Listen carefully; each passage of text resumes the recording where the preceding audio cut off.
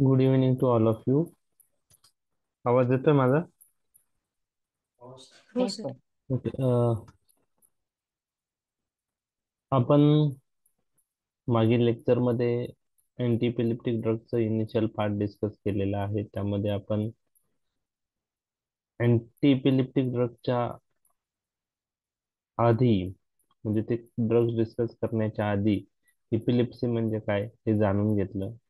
त्यानंतर इपिलेप्टोजेनेसिस जी प्रोसेस आहे ती कशी होते ब्रेनमध्ये, कोणते पार्ट अफेक्ट होतात ते पाहिलेलं आहे. त्यानंतर जे सीझर्स किंवा इपिलिप्सीचे टाइप्स आपण पाहिलेले आहेत. पार्शियल सीझर आणि जनरलाइज सीझर असे दोन टाइप्स आहे. आणि त्यामध्ये पार्शियल सीझर मध्ये सिंपल पार्शियल, कॉम्प्लेक्स पार्शियल आणि तिसरा टाइप सिंपल पार्शियल किंवा कॉम्प्लेक्स पार्शियल विथ सेकंडरीली जनरलाइज हा पण पाहिला. जनरलाइज सीझर म्हणजे काय, त्याचे टाइप्स आपण पाहिले. त्यात जनरलाइज टोनिक क्लोनिक सीझर, त्याला ग्रँड माल इपिलेप्सी असं म्हणतात.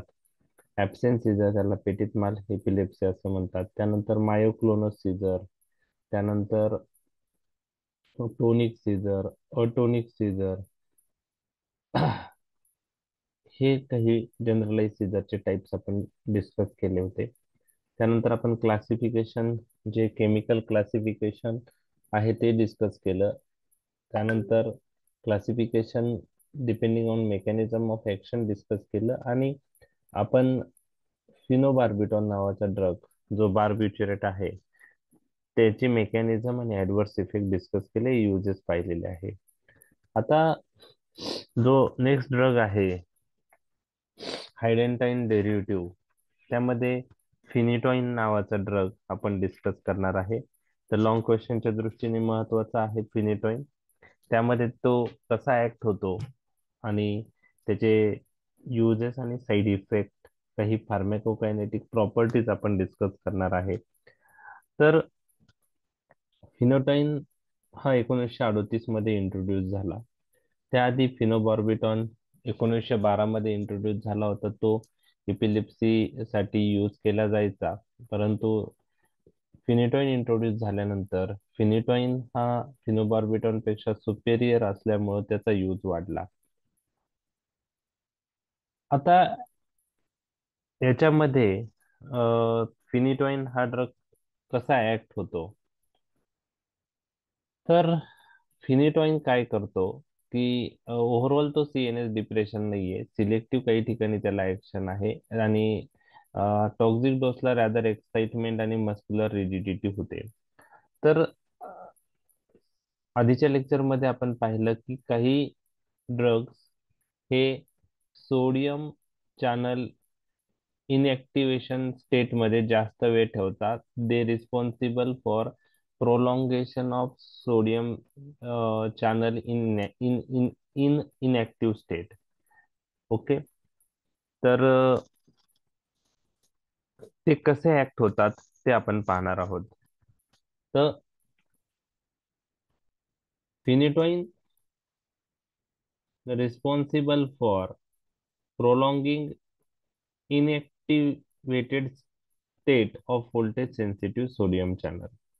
तर व्होल्टेज सेन्सिटिव्ह सोडियम चॅनल जे न्यूरॉन्सवर असतं, तर ते ओपन झाल्यानंतर सोडियम आत येतो, डिपोलरायझेशन होतं आणि ऍक्शन पोटेन्शियल इंड्यूस होऊन जे सीझर साठीचे जे फायरिंग आहे ते स्प्रेड होतात. तर फिनिटोइन काय करतो की सोडियम चॅनल ला बाइंड होऊन तो सोडियम चॅनलचं फंक्शन अफेक्ट करतो. तर सोडियम चॅनल हे तीन स्टेटमध्ये असू शकतात. एक रेस्टिंग स्टेट, ओके, त्यानंतर ऍक्टिव्ह स्टेट आणि इनएक्टिव्ह स्टेट. ओके. जेव्हा सोडियम चॅनल रेस्टिंग स्टेट मध्ये असतात त्यावेळेस समजा ह्या न्यूरॉन्सवर सोडियम चॅनल आहेत. ओके. तर हे सोडियम चॅनल ज्या न्यूरॉनवर आहे रेस्टिंग स्टेटला, तर त्यानंतर ते ओपन होता आणि ऍक्टिव्ह स्टेट स्टार्ट होते आणि ऍक्टिव्ह स्टेटमध्ये सोडियमची एंट्री आतमध्ये होते आणि सोडियम आत आल्यामुळं डिपोलरायझेशन होतं, ऍक्शन पोटेन्शियल इंड्यूस होऊन डिपोलरायझेशन होऊन फायरिंग जी आहे न्यूरोनल ती होते. आणि हे झाल्यानंतर नेक्स्टला हे ऍक्टिव्ह चॅनल्स जेव्हा क्लोज होतात तेव्हा इनऍक्टिव्ह स्टेटमध्ये जातात. तर इनऍक्टिव्ह स्टेटमध्ये गेल्यानंतर परत ऍक्टिव्ह होण्यासाठी ते चॅनल लवकर रेस्टिंग स्टेटला जाणं गरजेचं आहे. तर फिनिटोइन काय करतो? Phenytoin bind with this inactive the phenytoin bind with the sodium channel in inactive state, and phenytoin responsible for prolonging inactivated state of voltage sensitive sodium channel.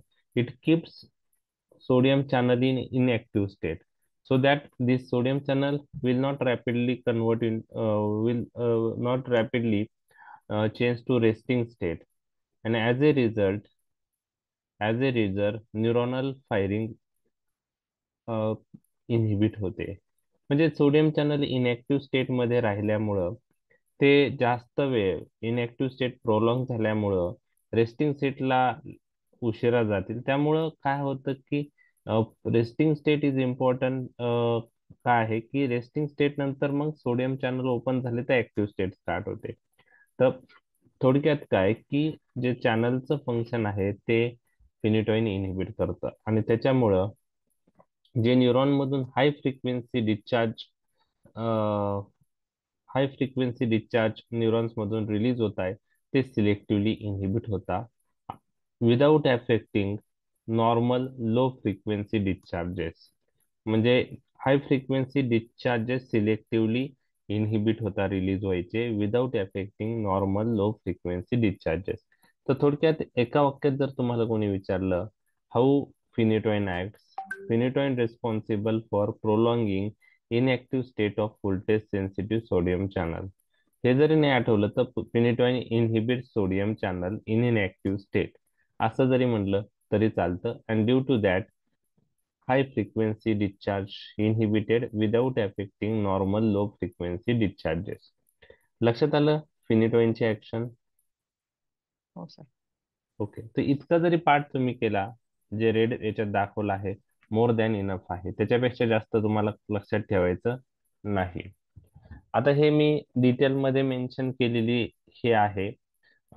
जेवढं मी तुम्हाला सांगितलेलं आहे तेवढं जरी लक्षात ठेवलं तरी चालेल, त्याच्यापेक्षा जास्त काही लक्षात ठेवायचं नाही. जस्ट आपण आता रीड करूया. Phenytoin has stabilizing influence on neuronal membrane by an action on voltage dependent sodium channel. त्यांची action voltage dependent sodium channel आहे which carry the inward membrane current necessary for generation of action potential.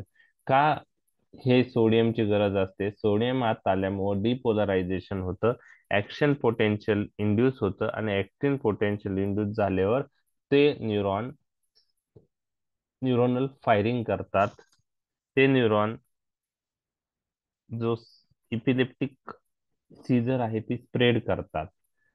तर they block preferentially the excitation of the cell that are firing repeatedly and the higher the frequency of firing the greater the block produce. म्हणजे high frequency neuron selectively ते inhibit करतात. Okay. Okay. आता ज्या वेळेस मी तुम्हाला सांगितले की सोडियम चॅनल ओपन झाले, सोडियम आत आल्या, तेव्हा ती ऍक्टिव्ह स्टेट असते सोडियम चॅनलची आणि ती ऍक्टिव्ह स्टेट सोडियम चॅनलची म्हणजे रेस्टिंग स्टेट मधून सोडियम चॅनल ऍक्टिव्ह स्टेट मध्ये आला आणि डिपोलरायझेशन झालं. तर ऍक्टिव्ह स्टेट मधून मग कोणत्या स्टेट मध्ये जाणार आहे तो? Last stage inactive. Inactive. Inactive. आणि मग फिनिटॉइन ह्या इनऍक्टिव्ह स्टेटला बाइंड होतो आणि preventing them from returning to resting state. आणि मग त्यांना तो प्रिव्हेंट करतो त्या चॅनलला नेक्स्ट स्टेटमध्ये जाण्यासाठी, रेस्टिंग स्टेटमध्ये तो जाण्यासाठी प्रिव्हेंट करतो. आणि त्यामुळं फंक्शनल चॅनल्स जे आहेत त्यांचा नंबर कमी होतो. आणि त्यामुळं काय होतं की जे हाय फ्रिक्वेन्सी फायरिंग आहे ती सिलेक्टिव्हली इनहिबिट होते. तर phenytoin responsible for prolongation of inactive state of sodium voltage dependent sodium channel. ही त्याची मेकॅनिझम झाली. आता हे आपण डिटेलमध्ये डिस्कस केलंय. तितकं डिटेलमध्ये न लक्षात ठेवता तुम्ही इतकी जरी 4 लाईन्स मेकॅनिझम मध्ये लिहिल्या तर मोर दॅन इनफ आहे. लक्षात आलं मेकॅनिझम? Mechanism yes. ओके. आता फिनिटोइनच्या काही characteristic pharmacokinetic property. Phenytoin we use orally. Oral absorption is slow because of its poor aqueous solubility. म्हणजे तो लगेच सोल्युबल फॉर्म मध्ये कन्वर्ट होत नाही. आणि solubility is important. After solubility drug can absorb. Okay. आणि इम्पॉर्टंट पॉइंट तुमच्याशी discuss करायचा आहे. Bioavailability is different among different brands of phenytoin. तुम्हाला मी बायोअबिलिटी कन्सेप्ट कसा अस्तित्वात आला ते जनरल फार्मॅक मध्ये डिस्कस केलेलं आहे. आठवतंय तुम्हाला? हो. Due to different yes sir. Different different band मुळे डिगॉक्सिनचा पण इफेक्ट तसाच येतो. डिगॉक्सिनचा पण आहे. आणि याचा का झाला होता की याच्यामध्ये काय चेंज केलं होतं? डोस तर फिनिटोइन तेच होतं औषध, पण इनर्ट सबस्टन्स जे होतं त्याच्यातलं elixir. Okay calcium okay excipient excipient तर एक्सेप्ट. एक्सिपियंट जो होता calcium sulphate it is change to lactose. मग त्याला ऍक्वेस सोल्युबिलिटी तशी पुअर होती पण लॅक्टोज मध्ये कन्वर्ट झाल्यामुळं त्याचं डिसइंटिग्रेशन डिझोल्युशन फास्ट होऊन ऍब्सॉर्प्शन वाढलं आणि फिनिटोइन टॉक्सिटी ऑस्ट्रेलियामध्ये 1968 ला दिसून आली. आणि त्यानंतर हा बायोबिलिटीचा कन्सेप्ट अस्तित्वात आला. आणि त्यानंतर असं लक्षात आलं जरी एक्सिपियंट इनर सबस्टन्स असले तरी पण ते ऍक्टिव्ह ड्रग जो आहे त्या टॅबलेट मध्ये त्याची बायोबिलिटी अफेक्ट करू शकतो. This is one of the factor which affect bioavailability excipient. Metabolism by hydroxylation involving CYP2C9 and 2C19 as well as glucuronidation. तर हायड्रॉक्झायलेशन रिॲक्शनने फिनिटोइन मेटाबोलाइज होतो आणि CYP2C9 2C19 आणि ग्लुक्युरोनायडेशन कॉन्जुगेशन रिॲक्शन त्याच्या मेटाबॉलिझमसाठी इम्पॉर्टंट आहे. आता phenytoin elimination point of view follows mixed order kinetic of elimination. General pharmacology, what is mixed order kinetic of elimination? Zero order. नाही, zero order एक आहे बरोबर, एक फर्स्ट ऑर्डर आहे. मिक्स ऑर्डर काय असतं?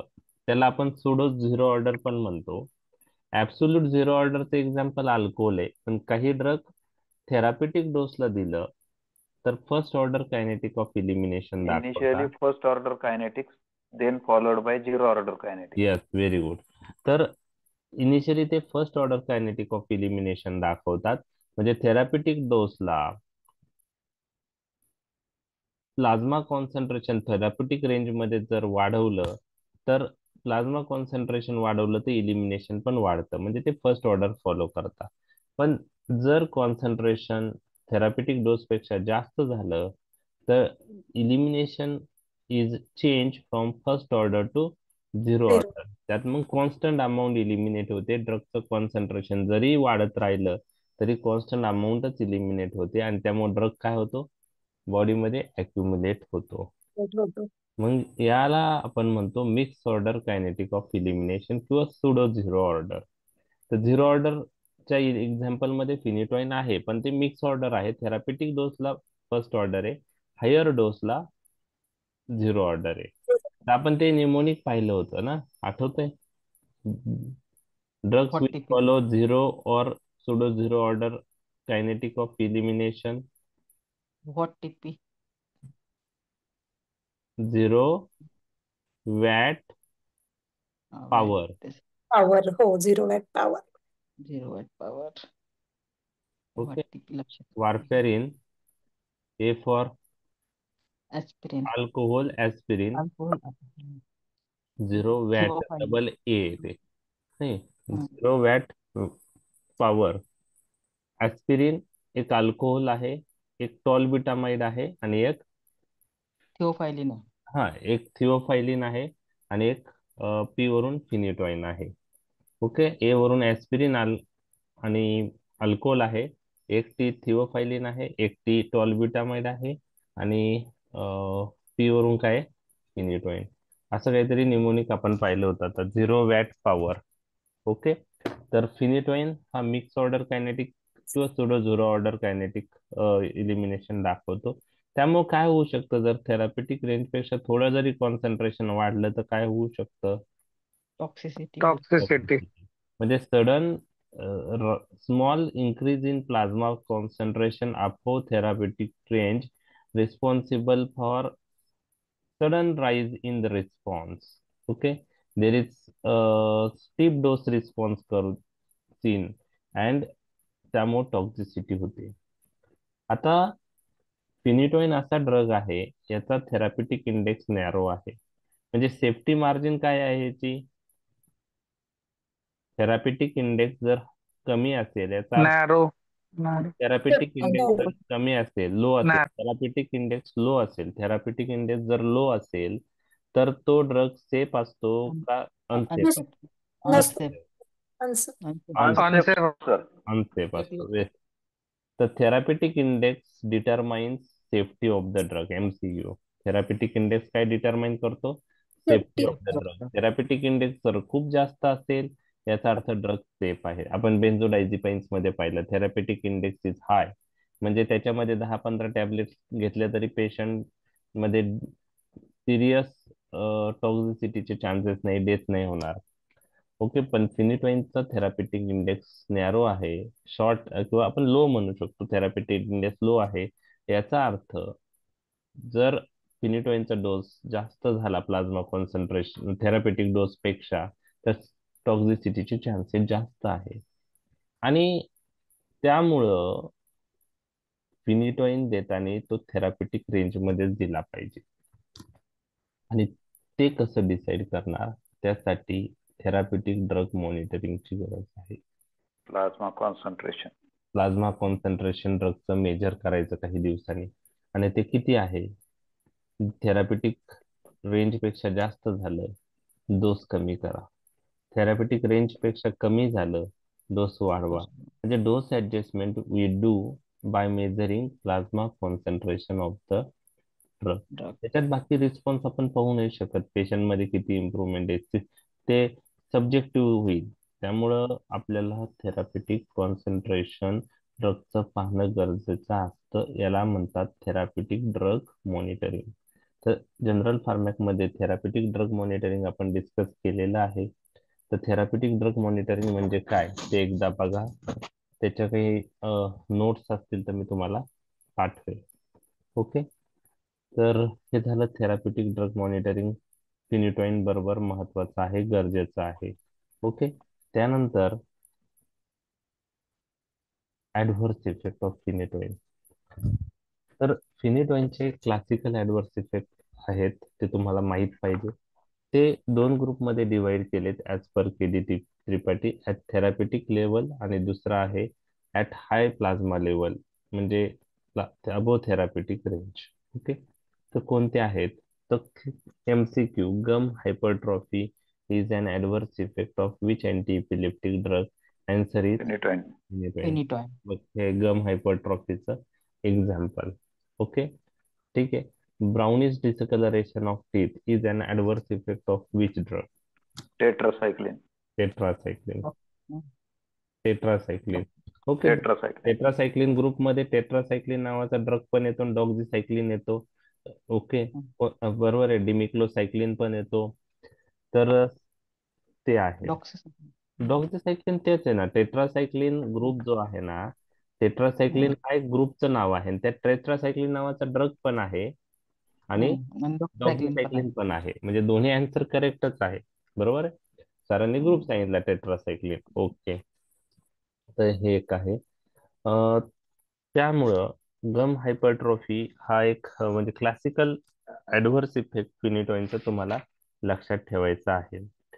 तर गम हायपरप्लेजिया किंवा गम हायपरट्रॉफी का होते ते आपण पाहणार आहोत, आणि त्यासाठी काय काळजी घेतली पाहिजे ते पण व्हायवाच विचारू शकता. हाऊ विल यू प्रिव्हेंट गम हायपरप्लेजिया और हायपरट्रॉफी, ते पण तुम्हाला माहित पाहिजे.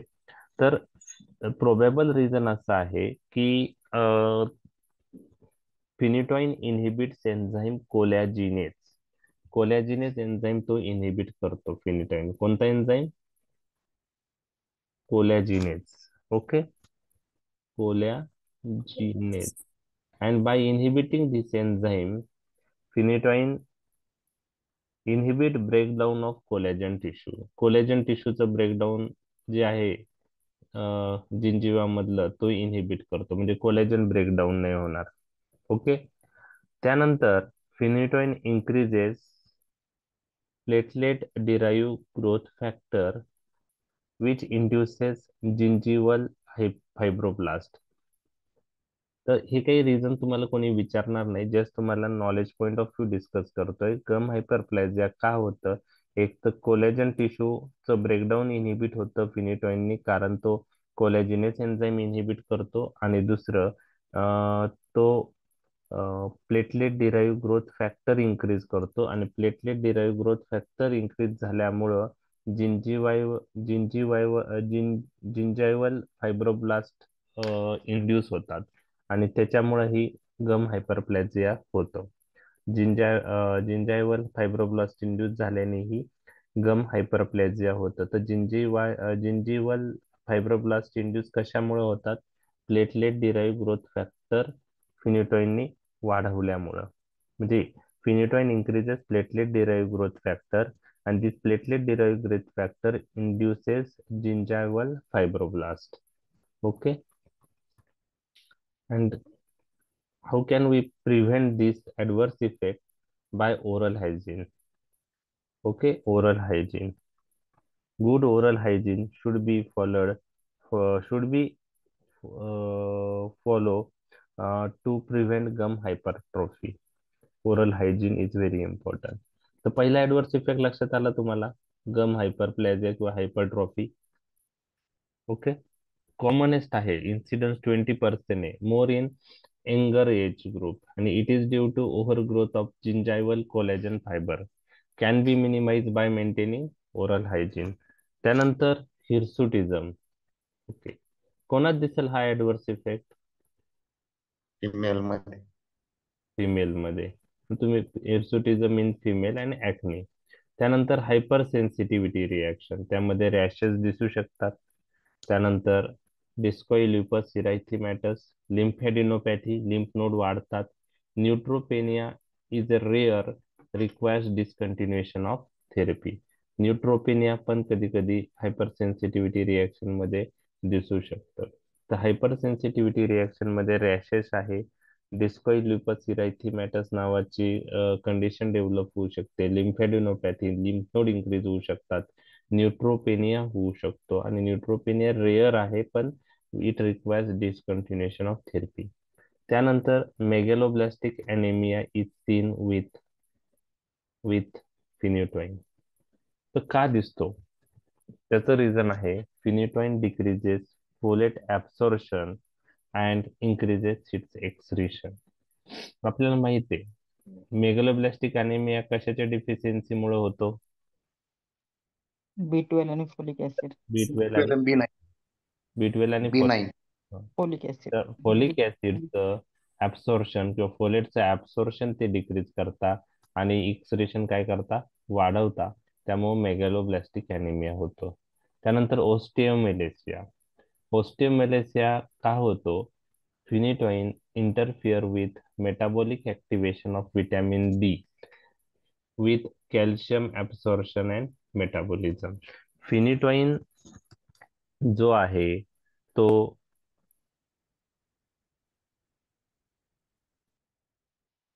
कॅल्शियमचं ऍब्सॉर्प्शन अफेक्ट करतो. त्याचप्रमाणे व्हिटॅमिन डीचं ऍक्टिव्हेशन पण अफेक्ट करतो, आणि त्यामुळं ऍडल्ट पेशंटमध्ये ओस्टिओमलेशिया ऍडव्हर्स इफेक्ट होतो. ओस्टिओमलेशिया. आणि चिल्ड्रनचा जर विचार केला तर त्यांना जो ह्या ऍक्शनमुळं ऍडव्हर्स इफेक्ट होईल त्याला आपण काय म्हणतो? Rickets. Okay, rickets in children आणि ओस्टिओमलेशिया इन ऍडल्ट. आता त्रिपाठीमध्ये रिकेट्स मेन्शन केलेलं नाहीये, काही दुसऱ्या बुक्स मध्ये रिकेट्स पण मेन्शन केलंय. तर ठीक आहे, ऍटलीस्ट ओस्टिओमलेशिया आपण लक्षात ठेवूया. ओके. आणि चिल्ड्रन मध्ये रिकेट्सही होऊ शकतं, ते एक लक्षात ठेवायचं आहे. त्यानंतर प्रेग्नन्सी मध्ये जर यूज केला तर टेराटोजेनिक इफेक्ट आहे. खूप सारे अँटी इपिलेप्टिक ड्रग हे टेराटोजेनिक ड्रग आहेत. त्यामध्ये फिनिटोइन आहे आणि हा हायडेंटोइन डेरिव्हेटिव्ह आहे. त्यामुळे जे मॅनिफेस्टेशन हे फिनिटोइन दिल्यामुळं न्यूबॉर्न म्हणजे जे फिटसवर ऍडव्हर्स इफेक्ट होतील, त्या सगळ्या ऍडव्हर्स इफेक्टचे मॅनिफेस्टेशन जे आहे, त्या ऍडव्हर्स इफेक्टच्या मॅनिफेस्टेशनला जे नाव दिलेलं आहे ते आहे फिटल हायडेंटोइन सिंड्रोम. काय नाव दिलंय? Fetal hydantoin syndrome. त्यामध्ये फॅलेंजेसचं जे हे आहे, हायपोप्लास्टिक फॅलेंजेस होतात, क्लेफ्ट पॅलेट होतं, हेअर लिप होतं, मायक्रोसिफेली होतं. आणि हे कशामुळे होतं की फिनिटॉइनचा जो मेटाबोलाइट आहे तो हे तो हे मॅनिफेस्टेशन प्रोड्यूस त्याच्यामुळे होतात, आणि त्या मेटाबोलाइटचं नाव आहे ॲरी arene oxide metabolite of phenytoin. Arene oxide metabolite of phenytoin. तर लक्षात आलं, फिटल हायडेंटोइन सिंड्रोम मध्ये hypoplastic phalanges, cleft palate, hare lip, microcephaly हे मॅनिफेस्टेशन दिसून येतात. तर phenytoin is a teratogenic drug. लक्षात आलं तुमच्या? ऍडव्हर्स इफेक्ट लक्षात आले हो फिनिटोइनचे? ओके. हो सर. येस. तर कोणकोणते आहेत? Gum at therapeutic level, gum hypertrophy, hirsutism, acne, hypersensitivity reaction, megaloblastic anaemia, osteomalacia, fetal hydantoin syndrome. Sir. Okay. आता हाय तर कॉन्सन्ट्रेशन याच्यात हा हायपरग्लायसेमिया पण आहे ना? आहे ना, सांगतो ना मी. ओके. त्याच्यामध्ये हायपरग्लायसेमिया पण आहे. आता मी याच्यात मेन्शन केलंय का नाही ते मी सांगतो तुम्हाला, नाही तर माझं ते मिस झालं असेल. ओके. याच्यात GIT आहे, BP फॉल आहे. तर hyperglycaemia is also adverse effect of phenytoin. What is the reason for hyperglycaemia? Insulin inhibition. Yeah, it decreases insulin. It inhibits insulin release, आणि insulin is important for glucose utilization. So, due to inhibition of insulin release, phenytoin responsible for hyperglycemia. तर notes मध्ये ते add करून घ्या. इथं माझ्या याच्यात miss झाला हायपरग्लायसेमिया, मला वाटलं हाय कॉन्सन्ट्रेशनच्या ऍडव्हर्स इफेक्ट मध्ये असेल, तर हायपरग्लायसेमिया पण फिनिटोइनचा एक ऍडव्हर्स इफेक्ट आहे, आणि it is due to decrease insulin release. Okay, clear? Yes sir. Okay. आता हाय कॉन्सन्ट्रेशन मध्ये कोणते CNS ऍडव्हर्स इफेक्ट दिसतात, GIT ऍडव्हर्स इफेक्ट दिसतात, CVS ऍडव्हर्स इफेक्ट दिसतात. तर GIT ऍडव्हर्स इफेक्ट थेरापिटिक डोसला एवढे सिग्निफिकंट नाहीत. म्हणजे नॉशिया, ओमिटिंग, इपिगॅस्ट्रिक पेन हे कोणत्या हाय कॉन्सन्ट्रेशनला आहे? हा, हे हाय कॉन्सन्ट्रेशनला आहे, हे तुम्हाला लक्षात ठेवायचे आहेत. ओके. तर GIT ऍडव्हर्स इफेक्ट हे थेरापिटिक डोसला नाही दिसून येत. ते कोणत्या डोसला दिसून येतात? At high plasma level, epigastric pain, nausea, vomiting. Okay. This can be minimise by taking the drug with meals. हे GIT झालं. CNS रिलेटेड कोणते ऍडव्हर्स इफेक्ट आहेत? तर majority anti epileptic drug CNS adverse effect दाखवतात, आणि त्यामध्ये अटॅक्झिया, वर्टायको, diplopia आणि स्टॅग्मस खूप सारे अँटी इपिलेप्टिक ड्रगच्या साईड इफेक्ट मध्ये तुम्हाला पाहायला मिळेल. तर त्यामध्ये सेरेबेलर आणि वेस्टिब्युलर मॅनिफेस्टेशन आहेत. त्यात अटॅक्झिया, वर्टायगो म्हणजे चक्कर आल्यासारखं, डिप्लोपिया, डिप्लोपिया म्हणजे डबल दिसणार. डबल, दिसतं पेशंट. निस्टॅग्मस, निस्टॅग्मस त्याचा अर्थ माहिती आहे निस्टॅग्मसचा? ओके. अटॅक्झिया, आता हेच हा बरोबर, तिरळेपणा. तर सोप्या भाषेत तिरळेपणा, अटॅक्झिया, वर्टिगो म्हणजे थोडक्यात चक्कर आल्यासारखं वाटतं. तर हे सेरेबेलर आणि वेस्टिब्युलर मॅनिफेस्टेशन आहे. त्याचप्रमाणे drowsiness, mental confusion, behavioural alteration, disorientation, rigidity, हे पण सीएनएस ऍडव्हर्स इफेक्ट फिनिटॉइन मुळे दिसतात. ओके. तर अटॅक्झिया, वर्टायगो, ओके, डिप्लोपिया, निस्टॅगमस, हे नावं तुम्हाला माहित. आपण सीएनएस ऍडव्हर्स इफेक्ट मध्ये ड्राउझीनेस किंवा मेंटल कन्फ्युजन हे आपल्याला लक्षात ठेवायला ठीक आहे, सोपे, पण जे क्लासिकल आहेत ते लक्षात ठेवा तुम्ही. अटॅक्झिया, वर्टायगो, निस्टॅगमस आणि डिप्लोपिया. तर जीआयटी झालं, सीएनएस झालं. त्यानंतर जे सिव्हिअस ऍडव्हर्स इफेक्ट आहे त्यात फॉल इन बीपी आणि cardiac arrhythmia can occur on IV injection of phenytoin. IV injection फिनिटोइनचं दिल्यामुळं कार्डियक अरेथमिया होता आणि फॉल इन बीपी होतं. Okay. Cardiac arrhythmia and fall in BP. लक्षात आलं. आता त्याचं एक्झॅक्ट कॉज क्लिअर नाही आहे. त्याचं एक्झॅक्ट क्लॉज क्लिअर नाही आहे. ओके.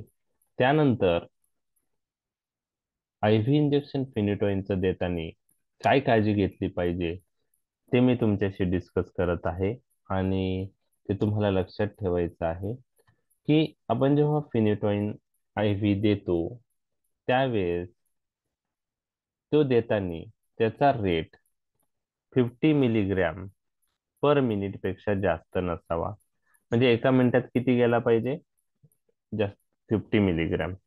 त्याच्यापेक्षा जास्त फास्ट आपण फिनिटोइन द्यायचा नाही. नाहीतर आयव्ही इंजेक्शन फिनिटोइन दिल्याने हायर, म्हणजे आपण फास्ट दिल्याने म्हणू शकतो, लोकल व्हॅस्क्युलर इंजुरीचे चान्सेस आहे. त्यामध्ये इंटिमा डॅमेज होतो आणि त्यामध्ये थ्रोम्बोसिस ऑफ द वेन होऊ शकतं. त्यामुळं इडिमा आणि discolouration of the injected limb होऊ शकतं. ओके. तर इंटिमल डॅमेज होतं, थ्रोम्बोसिस होतं आणि त्यामुळं इडिमा आणि discolouration of the injected limb होतं. त्याचप्रमाणे टिश्यू नेक्रोसिसची पण रिस्क आहे. त्यामुळं फिनिटोइन देताना मॅक्झिमम किती स्पीडने आपण देऊ शकतो? 50 mg पर मिनिट पेक्षा कमी. 50 mg per minute. Okay. 50 mg per minute.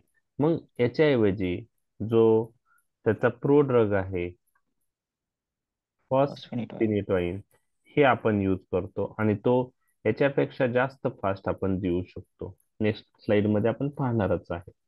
लक्षात आलं. तर फॉस्फिनिटोइनचा ऍडव्हान्टेज लक्षात आला का तुम्हाला ओव्हर फिनिटोइन? म्हणजे स्टॅटस इपिलेप्टिकस मध्ये तुम्हाला फॉस्फिनिटोइन आणि फिनिटोइन पैकी जर कोणता यूज करायचा असेल तर चांगला कोणता आहे? फॉस्फेनिक. Phosphonate. फॉस्फिनिटोइन. लक्षात आलं. ओके. येस. ओके. तर हे झाले फिनिटोइनचे ऍडव्हर्स इफेक्ट.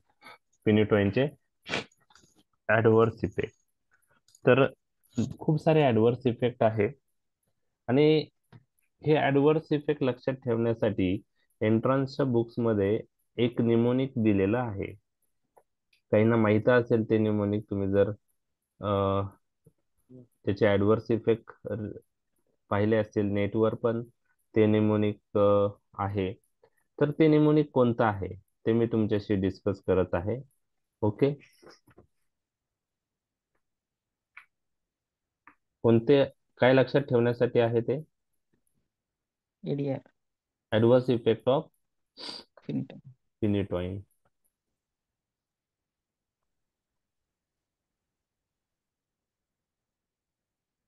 आता याच्यामध्ये काही ऍडव्हर्स इफेक्ट जे आहे ना ते त्रिपाठीत मेन्शन नाही आहे, पण रिअरली ते प्रोड्यूस करतात, ते पण मी तुमच्याशी डिस्कस करणार आहे. निमोनिक आहे hot What? Malaika. Okay. Hot Malaika. तर एच फॉर तुम्हाला माहिती आहे काय आहे? एच फॉर काय असेल? Hypertrophy. Hypertrophy of gum. 3H तुम्हाला हायपरट्रॉफी ऑफ Hirsutism. गम आहे. ओके. त्यानंतर अजून काय? हर्सुटिझम. हिर्सुटिझम Osteomalacia. म्हणू शकता, हर्सुटिझम. हर्सुटिझम म्हणू शकता, Hypersensitivity. Hypersensitive, hyperglycaemia. Hyperglycaemia. Hypertrophy. Okay. Hypersensitivity hypersensitive. O for काय आहे? आणि हायपर कॅल्सेमिया, हायपर ऑस्टिओमलेसिया, हायपोकॅल्सेमिया. हा, हायपोकॅल्सिमिया किंवा ऑस्टिओमलेशिया.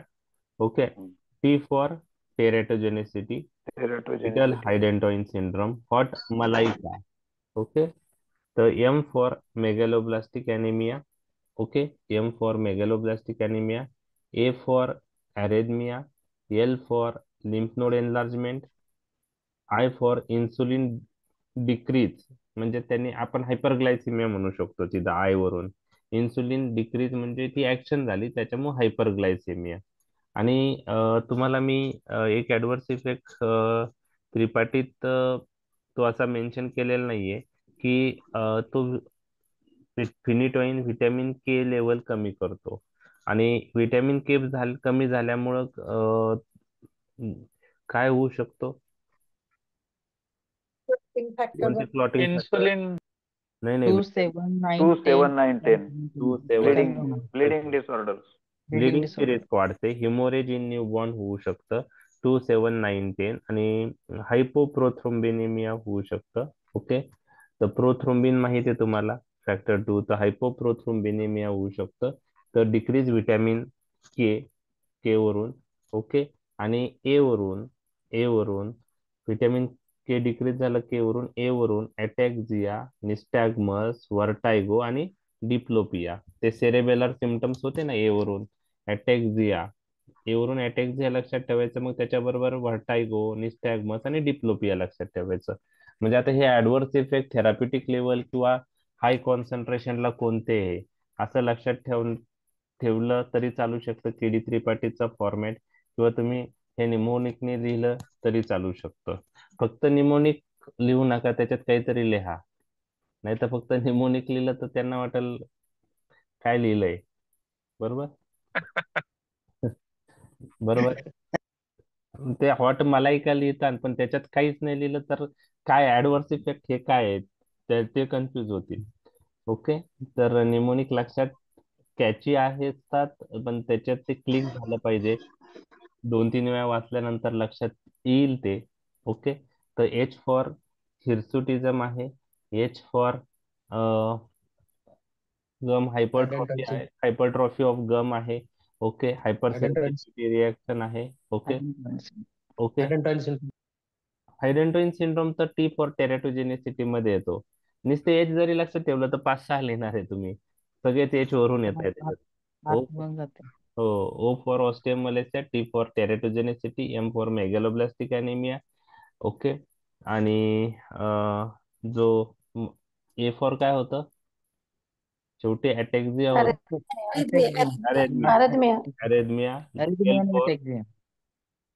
अरेथमिया आहे. अटॅक्झिया ए शेवटी आहे. इथं ए फॉर कार्डियक अरेथमिया पण आहे. Lymph node enlargement. Okay. Insulin level decrease, vitamin K level decrease. मग इन्सुलिन लेवल डिक्रीज झाल्यामुळे हायपरग्लायसेमिया होईल. व्हिटॅमिन के डिक्रीज झाल्यामुळे हिमोरेजचे चान्सेस आहे. आणि ए म्हणजे अटॅक्झिया, वर्टायगो, निस्टॅग्मस, डिप्लोपिया. ओके. तर त्यांनी तुम्हाला, आणि हे फिनिटोइन मध्ये लिहायचंय. बाकीच्या याच्यात नाही लिहायचं. म्हणजे सोडियम व्हॅल्प्रोट आलं तरी हे नका लिहू. नाही, निमोनिक केलेलं असतं आपण एका ड्रगचं आणि ते दुसऱ्या ड्रग मध्ये लिहितो. ड्रग इंटरॅक्शन मध्ये तुम्हाला महत्वाचा पॉईंट असं लक्षात ठेवायचा आहे. Phenytoin is a potent enzyme inducer, so it increases metabolism of many drugs. त्यामुळे त्यांचं हे काय होऊ शकतं, प्लाझ्मा कॉन्सन्ट्रेशन कमी होऊ शकतं, थेरापेटिक फेल्युअर होऊ शकतं. बरोबर आहे. त्याचप्रमाणे ते व्हिटॅमिन डी आणि फॉलिक ऍसिडचं पण मेटाबॉलिझम वाढवतात. आणि त्याच्यामुळं जे आहे ना, आपण ओस्टिओमलेशिया आणि मेगालोब्लास्टिक अॅनिमियाचं रिझन मध्ये ते पण आहे. ओके. तर हे ड्रग इंटरॅक्शन तुम्हाला अँटीइपिलेप्टिक ड्रग विषयी माहित पाहिजे. आता एमबीबीएस ला जर क्वेश्चन जो आला लॉंग क्वेश्चन, त्यामध्ये अँटीइपिलेप्टिक ड्रगच्या लॉंग क्वेश्चन मध्ये 12 मार्कचा क्वेश्चन असल्यामुळे त्यांनी ऍडिशनल पॉईंट मध्ये ड्रग इंटरॅक्शन विचारल्या होत्या. तर ड्रग इंटरॅक्शन ऍटलिस्ट एक तरी तुम्हाला लक्षात आली, एन्झाइम इंड्युसर आहे, त्यामुळे अदर ड्रगचं मेटाबॉलिझम तो वाढवेल. ओके. मग तुम्ही रिफाम्पिसिन म्हणजे सॉरी फिनिटोइन बरोबर ओरल कॉन्ट्रासेप्टिव्ह पिल म्हणा, फिनिटोइन बरोबर तुम्ही बाकी अजून दुसरे Duophylline. जिओफायलिन, वारफेरिन, तर त्याचं मेटाबॉलिझम वाढेल ते. ओके. ओके. युजेस काय फिनिटोइनचे, की ऍबसेंट सीझर मध्ये तो इफेक्टिव्ह नाही, बाकी सीझर मध्ये देऊ शकता. जनरलाइज टोनिक क्लोनिक सीझर, त्यालाच आपण ग्रँड माल इपिलेप्सी म्हणतो. Simple partial seizure, complex partial seizure मध्ये यूज करू शकतो, but not effective in absent seizure. Dose 100 milligram BD, maximum आपण 400 मिलीग्राम पर डे यूज करू शकतो. आणि स्टॅटस इपिलेप्टिकस मध्ये आपण आता काय प्रेफर करतो? फॉस्फिनिटोइन. Phosphate. का यूज करतो ते तुम्हाला सांगितलं. ऍट हायर स्पीड मध्ये आपण देऊ शकतो. आणि ट्रायजेमिनल न्यूरॅल्जियासाठी कार्बामॅझिपाइन ड्रग ऑफ चॉईस आहे. फिनिटोइन हा सेकंड चॉईस ड्रग आहे. ओके. तर कार्बामॅझिपाइन आपण ट्रायजेमिनल न्यूरॅल्जियाला, MCQ आहे. In trigeminal neuralgia which drug you will use?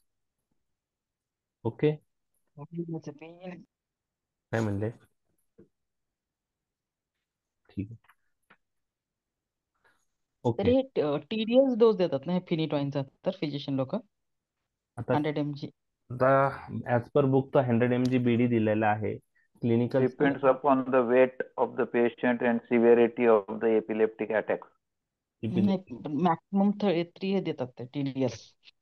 आता हे जे अँटी इपिलेप्टिक ड्रग आहे, त्यांचा ड्युरिंग अटॅक, स्टॅटस इपिलेप्टिकचं सोडून द्या, एखादा अटॅक आला त्या ड्युरिंग अटॅक त्याच्यात काहीच हे नाहीये रोल. त्यावेळेला बेन्झोडायझेपिन्स द्यायचे ना सर. बरेच अँपल द्यायचे सर, पहिले 5-7 तरी देऊन टाकायचे.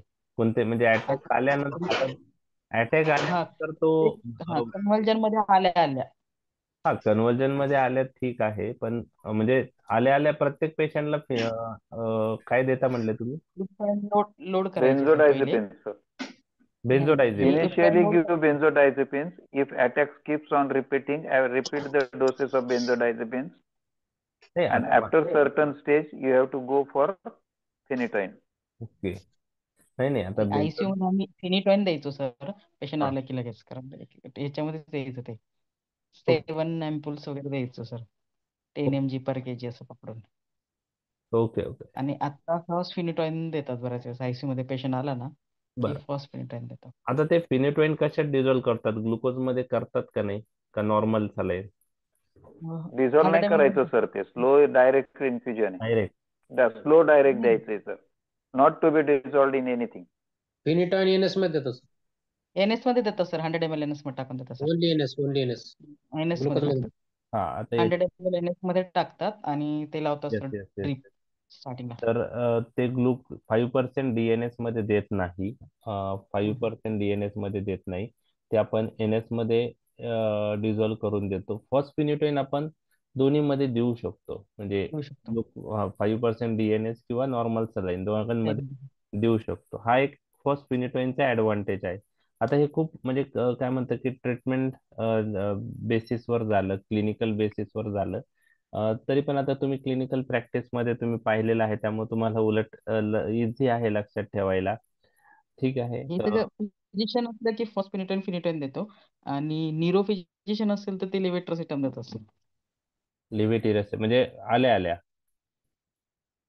पेशंट ऍडमिट झाल्यावर हो, टेटस सगळ्यांना ते लेव्हेट्रोसिटम. आता लिव्हेट शक्यतो फेनिटॉइन वगैरे वापरतच नाही, लॅकोसेट आणि लेव्हेट्रासिटाम हे दोनच वापरतात. कोणते? लिव्हेटिरसिटाम आणि लॅकोसमाइड. लॅकोसमाइड. लॅकोसेमाइड. Okay okay. आता हे न्यूरो फिजिशियन जे आहेत ना, ते न्यूरो फिजिशियन हे लिव्हेटिरसिटामचा पण मी पाहिलंय न्यूरो फिजिशियनने दिलेले, आणि न्यूअर ड्रग ते जास्त प्रेफर करतात. फिनिटॉइन किंवा सोडियम व्हॅल्प्रेट इतके सारे ऍडव्हर्स इफेक्ट आहेत, प्लस इंटरॅक्शनचे चान्सेस आहेत ड्रग इंटरॅक्शनचे. त्याच्यामुळे मग बेटर आता ते जर त्याची इफिकेसी चांगली असेल आणि साईड इफेक्ट प्रोफाईल यांच्यापेक्षा बेटर असेल तर मग ते यूज केले पाहिजे. आता हे कसं आहे की अपडेटेड जे असतात ते न्यूरो फिजिशियन सर्व अपडेटेड असतात, म्हणजे रिसर्च ओरिएंटेड वगैरे ज्या गोष्टी त्यांना सगळं म्हणजे त्यांना ते MR येतात ते त्या टाईपमध्ये त्यांना ते सर्व गोष्टी सांगतात. आता आपल्या बेसिक ट्रीटमेंटमध्ये आपण जे आहे फिजिशियन्स असतील बाकी, ते आपले जे आधीपासून जे चालत आले तेच आपण काही दिवस फॉलो करतो. त्यानंतर हे पॉप्युलर झाल्यानंतर मग आपलं आपण हे करू शकतो. न्यूरोफिजिशियन आणि आपल्या ट्रीटमेंटमध्ये थोडा फरक पडू शकतो जनरल फिजिशियनच्या याच्यामध्ये. ठीक आहे. आता एक अजून दुसरं आहे की तुम्ही इपिलेप्सीचा अटॅक ज्या पेशंटला येतो आणि तो येऊन गेल्यानंतर जर स्टेबल झाला तरी पण त्याला ऍडमिट करतात का?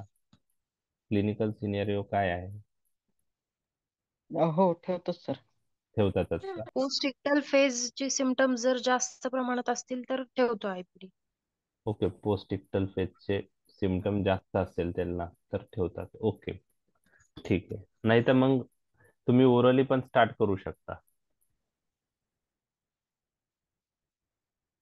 म्हणजे आता हे जे ड्रग आहेत हे काय आहे की नेक्स्ट अटॅक येऊ नये म्हणून आहे. ड्युरिंग अटॅक मध्ये त्यांचा काही लगेच म्हणजे आपण जेव्हा अटॅक येतो त्यावेळेस आपण स्टार्ट करायच्या आधी अटॅक संपलेला असतो. तर पोस्ट इक्टल फेज असेल त्यासाठी आपण करू शकतो. ते एक आहे. ओव्हरऑल ते फर्दर अटॅक्स प्रिव्हेंट करतात. ओके, तर ठीक आहे. फिनिटोइन आपण पाहिलंय. फर्स्ट फिनिटोइन विषयी डिस्कस केलेला आहे. वॉटर सोल्युबल प्रोड्रग आहे फिनिटोइनचा. Introduce to overcome the difficulties in I V administration of phenytoin. Advantage असा आहे की इंटिमा लेस डॅमेज होतो. फास्टर रेटनी आपण देऊ शकतो 150 मिलीग्राम पर मिनिट पर्यंत. फिनिटोइन 50 मिलीग्राम पर मिनिटनेच आपण देऊ शकत होतो आणि ईसीजी मॉनिटरिंग परंतु या फर्स्ट फिनिटोइनला लागतं. तर अजून दुसरं तो दोन्ही याच्यात आपण डिझॉल्व्ह करू शकतो. ते मी तुमच्याशी डिस्कस केलं. फिनिटोइन फक्त नॉर्मल सलाईन मध्येच आपण हे करतो, डिझॉल्व्ह करतो. आता दुसरा जो ड्रग आहे कार्बामॅझेपाइन. तर कार्बामायझेपाइनची जर मेकॅनिझम ऑफ ऍक्शन जर लक्षात ठेवायची असेल तर फिनिटोइनचीच लक्षात ठेवायची. आता फिनिटोइनची मी जी थेरापेटिक डोसला ऍक्शन आहे ती सांगितली. हायर डोसला फिनिटोइन ग्लुटामेट न्यूरोट्रान्समीटरचे ऍक्शन पण इनहिबिट करतो. ते तुम्हाला लक्षात ठेवायचं आहे. एमपीए रिसेप्टरवर जी ऍक्शन आहे ती इनहिबिट करतो, पण थेरापेटिक डोसला ती ऍक्शन एवढी म्हणजे सिग्निफिकंटली दिसत नाही. हायर डोस लागतो थोडा, ते एक आहे. तर ही ऍक्शन पण तुम्ही ऍड करू शकता फिनिटोइन मध्ये. आता कार्पिमेझापाइनची फक्त सोडियम चॅनल जे आहे ते इनऍक्टिव्ह स्टेट मध्ये प्रोलॉंग करतात. इनऍक्टिव्हेशन ऑफ सोडियम चॅनल जे आहे prolongation of sodium channel in inactive state ही त्याची ऍक्शन आहे कार्बामॅझेपाइनची. ओके, हे तुम्हाला लक्षात ठेवायची आहे. आणि दुसरा पार्ट आता ऍडव्हर्स इफेक्ट आणि युजेस असं लक्षात ठेवायचं आहे. तर it was introduce in 1960 for trigeminal neuralgia. Actually carbamazepine पहिले ट्रायजेमिनल न्यूरॉलजियासाठी इंट्रोड्यूस झाला आणि आता तो one of the first line anti epileptic drug आहे. Mechanism of action similar to phenytoin म्हणजेच prolongation of sodium channel in inactive state. आणि त्याच्यामुळं जे काय म्हणता येईल की हाय फ्रिक्वेन्सी न्यूरॉन्स आहेत ते सप्रेस होतील, त्यांचं फायरिंग सप्रेस होईल. ओके, त्यानंतर अजून काही त्याचे ऍक्शन्स आपण पाहणार आहोत. अँटी इपिलेप्टिक सोडून तो ट्रायजेमिनल न्यूरोलॉजियामध्ये यूज होतोच आणि त्याला लिथियम लाईक थेरापेटिक इफेक्ट आहे मॅनी आणि बायपोलर डिसऑर्डर, आणि त्यामुळे तो ह्या मूड स्टॅबिलायझर म्हणूनही वापरला जातो. ओके,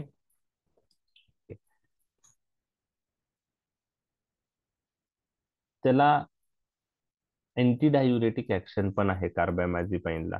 अँटी डायुरेटिक ऍक्शन म्हणजे काय? म्हणजे ते डायुरेसिस होऊ देत नाही. डायुरेसिस मध्ये काय लॉस होतं? वॉटर लॉस होतं, सोडियम लॉस वॉटर लॉस. होतं. तर हे काय करता माहितीये का? हे एडीएच ऍक्शन एनहान्स करता रिनल ट्युब्युलवर. Increase action of ADH on renal tubule. ADH hormone तुम्हाला माहित आहे. हे ड्रग एडीएच ची ऍक्शन एक लेव्हल वाढवतात. एडीएच लेव्हल वाढली की ते एडीएच रिनल ट्युब्युलवर ऍक्ट होणार आणि वॉट कलेक्टिंग डक्ट वर ऍक्ट होऊन एडीएच व्हॅसोप्रेसिन रिसेप्टर आपण पाहिलेलं आहे पहा डायुरेटिक मध्ये. व्ही2 रिसेप्टरवर एडीएच ऍक्ट होतो आणि water cyclic AMP mediator water channel insertion होतं आणि वॉटर रिॲब्सॉर्ब होतं. ओके, तर अँटी डायुरेटिक इफेक्ट येतो. मग हे ADH ची ऍक्शन वाढल्यामुळं अँटी डायुरेटिक इफेक्ट आल्यामुळं वॉटर लॉस काय होईल? वाढेल. हा कमी होईल. कमी होईल का? कमी होईल. अँटी कमी डायुरेटिक होईल वॉटर कमी होईल. एडीएच नाही काय वॉटर लॉस कमी होईल. हम्म. अँटी डायुरेटिक हार्मोन डायुरेसिस प्रिव्हेंट करतो, वॉटर लॉस प्रिव्हेंट करतो आणि हे ADH चे ऍक्शन पोटेन्शिएट करताय. ओके, त्यामुळं काय होईल की ऍडव्हर्स इफेक्ट मध्ये तुम्हाला वॉटर इंटॉक्सिकेशन Indoor. आणि हायपोनायट्रेमिया, डायल्युशनल हायपोनायट्रेमिया आपण म्हणू शकतो, हे ऍडव्हर्स इफेक्ट याचे आहेत. म्हणजे हे वेगळे आहे ऍडव्हर्स इफेक्ट, बरोबर आहे. ते रिलेटेड विथ कार्बामॅझेपाइन आहे. Pharmacokinetic point of view orally use करतो, ऍब्सॉर्प्शन स्लो आहे, highly distributed in all tissue आहे आणि हा पण एन्झाईम इंड्युसर आहे. त्यामुळं तो काय करतो, स्वतःचही मेटाबॉलिझम वाढवतो आणि त्याच्याबरोबर दुसरे ड्रग दिले आणि ते ड्रग जर ज्या एन्झाईमचे इंडक्शन होतं, जसं CYP3A4चं इंडक्शन होऊन त्यांचा नंबर वाढतो किंवा CYP2C9 आहे त्यांचं इंडक्शन होतं तर त्यांचा नंबर वाढतो. तर त्यामुळं जर अदर ड्रग्स जे ह्या एन्झाईमनी मेटाबोलाइज होत आहेत ते जर दिलं तर त्यांचं मेटाबॉलिझमही वाढतं. ओके, आणि त्यामुळं दुसऱ्या ड्रगचा इफेक्ट कमी होतो. ही इंटरॅक्शन कार्बामॅझेपाइनची पण आहे. आणि तुम्हाला माहिती आहे मोर दॅन 50% ड्रग कोणत्या मायक्रोझोमल एन्झाईमनी मेटाबोलाइज होतात? पी CYP3A4 किंवा 3A5. ओके, त्यामुळं इंटरॅक्शनचे चान्सेस आहे. ओरल कॉन्ट्रासेप्टिव्ह बरोबर हे ड्रग दिलं तर ओरल कॉन्ट्रासेप्टिव्ह काय होतील? Failure. Failure. Failure. Okay okay. Erythromycin बरोबर हा ड्रग दिला तर कार्बामॅझेपाइनचं मेटाबॉलिझम काय होईल? हा इंड्युसर आहे, तो इनहिबिटर आहे. इरोथ्रोमायसिन इज ए इनहिबिटर. जरी इंड्यूस झाला, नंबर वाढला तर इरोथ्रोमायसिन ते काय करतं? कार्बामॅझेपाइनची ऍक्शन वाढेल सर. मेटाबॉलिझम कमी करतो. कार्बामॅझेपाइनची ऍक्शन वाढेल कारण कार्बामॅझेपाइनचं मेटाबॉलिझम इनहिबिट होईल. कार्बामॅझेपाइन CYP3A4 ने मेटाबोलाइज होतंय आणि इरोथ्रोमायसिन CYP3A4 ला इनहिबिट करतोय. तर कार्बामॅझेपाइनचं मेटाबॉलिझम इनहिबिट झाले तर त्याची ऍक्शन काय होईल? वाढेल. वाढेल. तर हे इंटरॅक्शन तुमच्याशी मी डिस्कस केलं. आता ऍडव्हर्स इफेक्ट मध्ये फिनिटॉइन सारखंच CNS ऍडव्हर्स इफेक्ट तुम्हाला लक्षात ठेवायचे आहे. ओके, त्यानंतर हायपर सेन्सिटिव्हिटी रिॲक्शन तुम्हाला लक्षात ठेवायचे आहेत. ओके, तर त्याच्यामध्ये डोस रिलेटेड न्यूरोटॉक्झिसिटी आहे, अटॅकच्या इथं पण आहे, व्हर्टायगो आहे, डिप्लोपिया आहे, बरोबर आहे, आणि डिझिनेस आहे, सिडेशन आहेत. हे CNS रिलेटेड ऍडव्हर्स इफेक्ट आहे. ती मिनिमाइज करण्यासाठी तुम्ही एक्सटेंडेड रिलीज टॅबलेट कार्बामॅझेपाइनचा जर यूज केल्या तर एक्सटेंडेड रिलीज टॅबलेट जर आपण यूज केल्या तर ह्या एक्सटेंडेड रिलीज टॅबलेट कार्बामॅझेपाइनचं प्लाझ्मा कॉन्सन्ट्रेशन सडनली वाढवत नाही, स्लोली ऍब्सॉर्ब होतात आणि त्यामुळं न्यूरोलॉजिकल साईड इफेक्ट कमी होऊ शकतात. तर आता फिनिटॉइन मध्ये तुम्ही जर अटॅक जर व्हर्टायगो डिप्लोपिया लक्षात ठेवलं तर ऍटलिस्ट कार्बामॅझेपाइन मध्ये हे रिपीट करू शकता, इथं सेम आहे, बरोबर. GIT ऍडव्हर्स इफेक्ट तिथं पण इथं पण आहे. Okay, vomiting, diarrhoea. त्यानंतर हायपर सेन्सिटिव्हिटी रिॲक्शन तिकडं पण आहे, इकडं पण आहे. फक्त त्यामध्ये काय चेंजेस आहे तेवढं थोडं लक्षात ठेवायचे.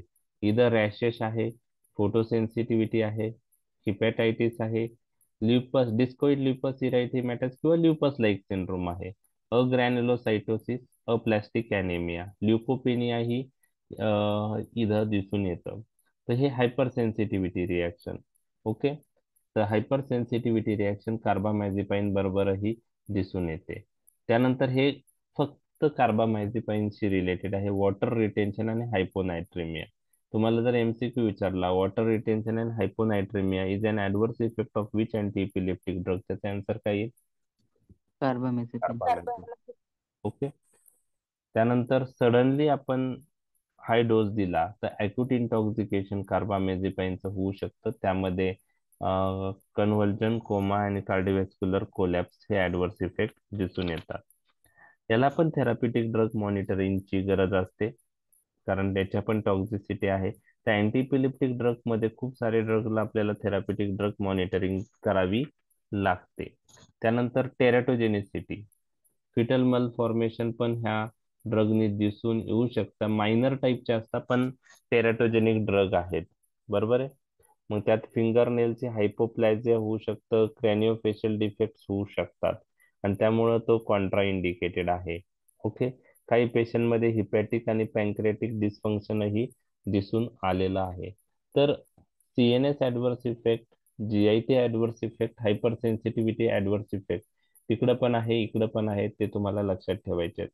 वॉटर रिटेन्शन आणि हायपोनायट्रेमिया हा क्लासिकल ऍडव्हर्स इफेक्ट आहे. तिकडं टेराटोजेनिसिटी आहे, फिनिटोइन मध्ये इथं पण आहे. लक्षात आलं. कुठं यूज करतं हे ड्रग कार्बामॅझेपाइन? ट्रायजेमिनल न्यूरॉलजिया मध्ये. ट्रायजेमिनल न्यूरॉलजिया, व्हेरी गुड. त्याचप्रमाणे बायपोलार डिसऑर्डर मध्ये पण कार्बामॅझेपाइन आपण यूज करू शकतो, बरोबर आहे. ठीक आहे. Partial seizures, generalized tonic-clonic seizure but not in absence seizure.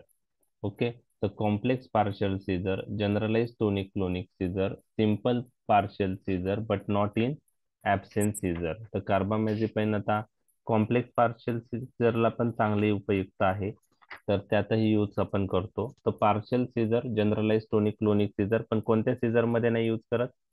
Absent Caesar. Phenytoin करत होते की ऍब्सेंट सीझरला? नाही. नाही, ते नाही. तुम्हाला लक्षात ठेवायचं आहे. ओके. त्यानंतर एक minute, trigeminal neuralgia and related neuralgia, carbamazepine is the drug of choice. Okay. आता एक्झॅक्ट मेकॅनिझम नाही लक्षात ठेवली तरी चालेल. Drug benefit by interrupting temporal summation of and afferent impulses. Trigeminal neuralgia मध्ये ते इफेक्टिव्ह आहे. ओके. ओके. त्यानंतर second line drug for trigeminal neuralgia कोणते आहेत? तर फर्स्ट चॉईस ड्रग जर विचारलं ट्रायजेमिनल न्यूरॅल्जियासाठी तर तो काय आहे? कार्बामॅझेपाइन आहे. सेकंड लाईन ड्रग मध्ये फिनिटॉइन आहे, लॅमोट्रिजिन आहे, बॅक्लोफेन आहे, गॅमापेंटिन आहे, हे आपण यूज करू शकतो. त्यानंतर बायपोलार डिसऑर्डर मध्ये पण ते इफेक्टिव्ह आहे. Carbamazepine is not effective in diabetic, traumatic और other form of neuropathic pain. Okay. त्यानंतर अॅक्यूट मॅनिया किंवा बायपोलार डिसऑर्डर यामध्येही, मॅनिक डिप्रेसिव्ह इलनेस यामध्येही कार्बामॅझेपाइन आपण लिथियमला अल्टरनेटिव्ह म्हणून यूज करू शकतो. त्यानंतर डोस त्याचा 200 ते 400 mg TDS आहे. चिल्ड्रन मध्ये 15 ते 30 mg per kg per day. Dose we are not expecting. Okay. ठीक आहे. काही बुक्स मध्ये डायबिटीस इन्सिपिडस पण यूज दिलेला आहे. EDH लाईक ऍक्शन असल्यामुळं डायबिटीस इन्सिपिडस मध्ये उपयुक्त ठरू शकतो. तो वॉटर रिटेन्शन करतो ना, डायबिटीस इन्सिपिडस मध्ये वॉटर लॉस जास्त होत असतं. ओके. त्यानंतरचा ड्रग आहे ऑक्स कार्बाझिपाइन. ओके. ऑक्स कार्बाझिपाइन.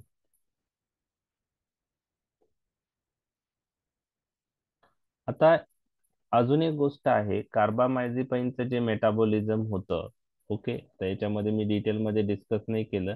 कार्बामॅझेपाइनचं जे मेटाबॉलिझम होतं फार्माकोकायनेटिक्स मध्ये, तर याच्यामध्ये काय होतं की अ, ते होत असताना जे मेटाबोलाइट आहे, ओके, इपॉक्साइड मेटाबोलाइट, त्याच्यामुळे काही टॉक्झिक ऍडव्हर्स इफेक्ट किंवा टॉक्झिक इफेक्ट दिसतात. पण ऑक्सकार्बामॅझेपाइन त्या मेटाबोलाइट मध्ये कन्वर्ट होत नाही, त्यामुळे टॉक्झिक इफेक्ट जे आहेत ते याच्याबरोबर इपॉक्साइड मेटाबोलाइट मुळे जे दिसत होते ते दिसणार नाही. लेस ड्रग इंटरॅक्शन आहे, लेस ऑटो इंडक्शन आहे आणि हिपॅटोटॉक्झिसिटीची रिस्क पण कमी आहे. परंतु हायपोनायट्रेमिया कार्बामॅझेपाइन पेक्षा जास्त आहे. आता हे सगळ्या गोष्टी लक्षात ठेवणं डिफिकल्ट आहे, त्यामुळे कार्बाझिपाइनचं काही लक्षात नाही ठेवलं तरी चालेल. लॉंग क्वेश्चन मध्ये तो काही विचारणार नाही. त्यानंतर इथोसक्सिमाइड, ऐकलंय तुम्ही ड्रग इथोसक्सिमाइड? यूज झालाय, केलाय कधी? नाही सर, यूज नाही केलं, फक्त ऐकलं आता फार्मॅक मध्येच. ओके. ऍब्सेंट सीझरचे पेशंट पाहिलेत का तुम्ही कोणी? हो सर, पेशंट पाहिलंय सर. ऍब्सेंट सीझर मध्ये कोणता ड्रग यूज करतात? सोडियम सोडियम व्हॅल्व. हा, स्मॉल प्लेट जातो सर. लहान मुलांमध्ये जास्त. लहान मुलांमध्ये फक्त आपण इथोसक्सिमाइड हे करतो, कारण सोडियम व्हॅल्प्रोएट बरोबर फल्मिनल हिपॅटायटिसची रिस्क असते. जनरली ते 2 वर्षापेक्षा कमी वयाच्या मुलांमध्ये फल्मिनल हिपॅटायटिसचे चान्सेस जास्त असतं. म्हणून as per KD Tripathi sodium valproate आपण जरी आता याच्यासाठी ड्रग ऑफ चॉईस म्हणत असू ऍब्सेंट सीझरसाठी, पण जर चाइल्ड 2 वर्षापेक्षा कमी असेल, काही ठिकाणी 3 वर्ष पण मेन्शन केले, 3 वर्षापेक्षा कमी किंवा 2 वर्षापेक्षा कमी, म्हणजे यंगर चाइल्ड असेल तर त्यामध्ये आपण इथोसक्सिमाइड यूज करतो. बरोबर आहे. पण चिल्ड्रन. ओव्हरऑल आता म्हणजे आम्ही जेव्हा सेकंड इयरला होतो तेव्हा इथोसक्सिमाइड ड्रग ऑफ चॉईस म्हणायचे ऍब्सेंट सीझरला, पण आता सोडियम व्हॅल्प्रोएट म्हणतात. फक्त वय कमी असेल तर त्यात आपण काय यूज करतो? इथोसक्सिमाइड, कारण सोडियम व्हॅल्प्रोएट बरोबर फल्मिनल हिपॅटायटिसची रिस्क आहे. ओके. आता इथोसक्सिमाइडची मेकॅनिझम पण ही सगळ्यांपेक्षा वेगळी आहे, फिनिटॉइन कार्बामॅझेपाइन पेक्षा वेगळी आहे. ओके. तर ऍब्सेंट सीझर मध्ये आपण यूज करतो. आता याच्यामध्ये सोडियम व्हॅल्प्रोएट पण इफेक्टिव्ह आहे, हा फक्त इफेक्टिव्ह नाही. ओके. त्यानंतर primary action support to be exerted on thalamocortical system, आणि they selectively suppress or inhibit which type of calcium channel? T type of calcium channel without affecting other types and sodium currents. Only indication इथोसक्सिमाइडचं absent seizure आहेत. Okay. ते पण younger children मध्ये less than 2 years. It is also approved for myoclonus seizure. आता next long question मध्ये important drug विचारला जाऊ शकतो, तो सोडियम व्हॅल्प्रोएट आहे. आणि त्याचे मेकॅनिझम तुम्हाला मी डिस्कस केलेले आहे, 4ही मेकॅनिझम आहे. कोणकोणते असतील मग? Prolongation. Sodium inactivated sodium channel, T channel पण ब्लॉक करेल, अँड ग्लुटामेट इनहिबिट करेल. ऍक्शन आणि ऍक्शन फॅसिलिटेट करेल. गाबा फॅसिलिट रिॲक्शन, म्हणजे तुम्हाला 4ही ऍक्शन माहिती आहे. Block sodium channel, they responsible for the prolongation of sodium channel in inactive state. GABA facilitatory action is there. Okay. त्यानंतर गाबा फॅसिलिटरी ऍक्शन आहे, तर गाबा फॅसिलिटरी ऍक्शन मध्ये ती गाबा लेवल कशी वाढवतात, तर ते गाबाची सिंथेसिस वाढवतात आणि गाबाचं मेटाबॉलिझम पण इनहिबिट करतात. तर गाबाचं मेटाबॉलिझम गाबा ट्रान्स अमायनेज एन्झाईमने होतं. तर हे एन्झाईम इनहिबिट करतात ते आणि गाबाची लेवल वाढवतात, आणि गाबाची लेवल वाढली तर गाबा फॅसिलिटरी ऍक्शन होईल. ओके. आणि एक्साइटरी न्यूरोट्रान्समीटर ग्लुटामाइड जे आहे त्याची ऍक्शन कमी करतात. कशी करतात? त्याचं रिलीज कमी करतात, आणि त्याच्याच बरोबर ग्लुटामाइट रिसेप्टर जे आहेत ते पण ब्लॉक करतात. ओके. AMPA NMDA receptor. आणि चौथी आहे टी टाईप कॅल्शियम चॅनल जे आहेत थॅलॅमोकॉर्टिकल एरियामध्ये, ते इनहिबिट करतात. म्हणजे 4ही ऍक्शन सोडियम व्हॅल्प्रोएटला आहेत, त्या ऍक्शन तुम्हाला लिहायच्या आहेत. लक्षात आलं? Yes sir. Broad spectrum anti convulsion drug. Mechanism of action मी डिस्कस केले 4ही. ओके. त्यानंतर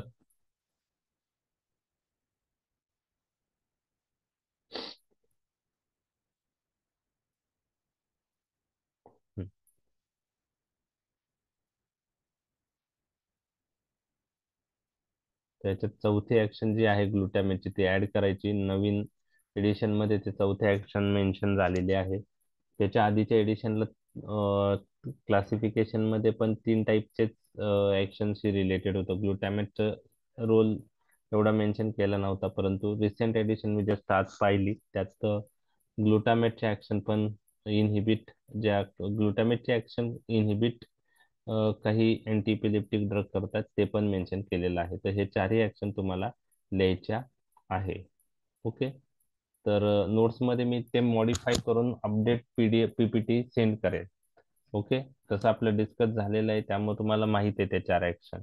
okay. Pharmacokinetic point of view oral absorption त्यांचं चांगलं आहे, रॅपिड आहे, कम्प्लीट आहे. ओके. ते फर्स्ट ऑर्डर कायनेटिक इलिमिनेशन दाखवतात. म्हणजे फिनिटोइन सारखा ड्रॉबॅक आहे का यांच्याकडं यांचा? नाही. बाहेबिलिटी 80% आहे आणि हा CYP2C9 एन्झाईमनी मेटाबोलाइज होतो. हा एन्झाईम इंड्युसर आहे का इन्हिबिटर आहे? इनहिबिटर. इनिबिटर एन्झाइम इनिबिटर मग त्याच्याबरोबर दुसरे ड्रग यूज केले तर दुसऱ्या ड्रगची टॉक्झिसिटी काय होईल? वाढेल वाढेल. वाढेल. वाढेल म्हणजे सोडियम व्हॅल्प्रोएट बरोबर तुम्ही दुसरे ड्रग यूज केले तर एन्झाईम इनिबिशन मुळे त्यांची टॉक्झिसिटी वाढू शकते. हा highly plasma protein bound drug आहे. ओके.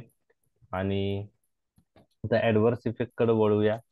तर आता याच्यामध्ये CNS ऍडव्हर्स इफेक्ट इथं पण दिसतात, GIT ऍडव्हर्स इफेक्ट इकडं पण येतात. ओके. तर ते तुम्हाला लक्षात ठेवायचे आहेत.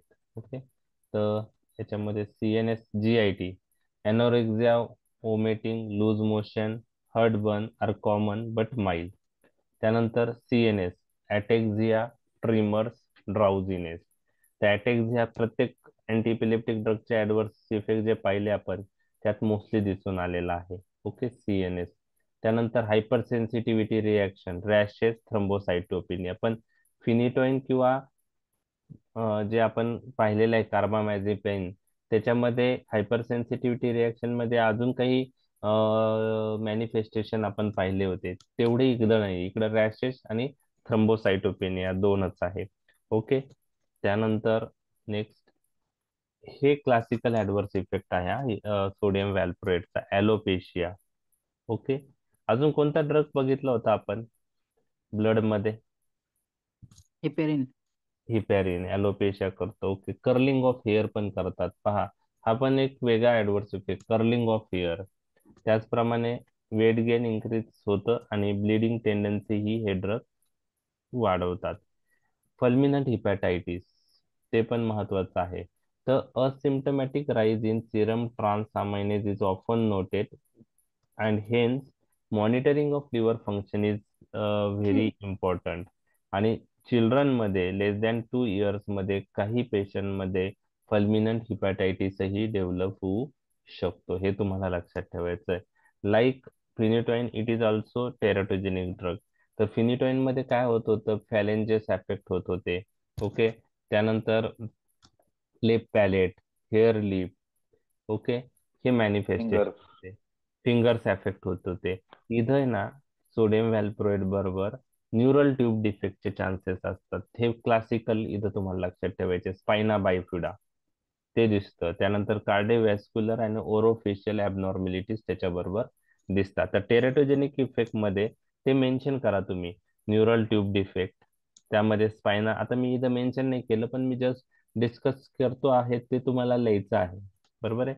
न्यूरल ट्यूब डिफेक्ट, त्यात स्पायना बायफिडा तुम्हाला लक्षात ठेवायचं आहे. त्याचप्रमाणे कार्डिओव्हॅस्क्युलर आणि ओरोफेशियल डिफेक्ट्स किंवा ॲबनॉर्मॅलिटीज त्या फिटस मध्ये होऊ शकतात.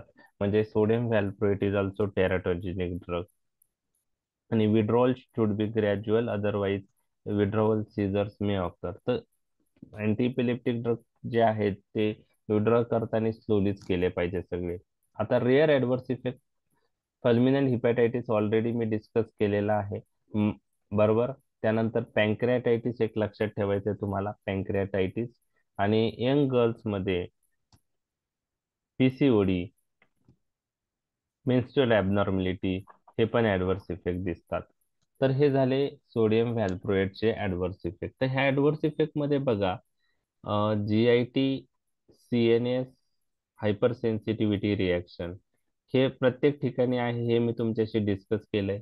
ते आलं लक्षात तुमच्या? ओके. हो सर. त्यानंतर हो सर. टेराटोजेनिक आहे. फक्त काय फरक आहे ते पहा. तिथं काय मॅनिफेस्टेशन आहे टेराटोजेनिक मध्ये, इथं काय आहे ते एक लक्षात आलं. तर अजून हे 4 व्यतिरिक्त ते सगळीकडेच आहेत. त्या व्यतिरिक्त जसं कार्बामॅझेपाइनचा वॉटर रिटेन्शन होतं, हायपोनायट्रेमिया क्लासिकल होतं, तर इथं काय आहे हॅलो alopecia, curling of curling. Hair.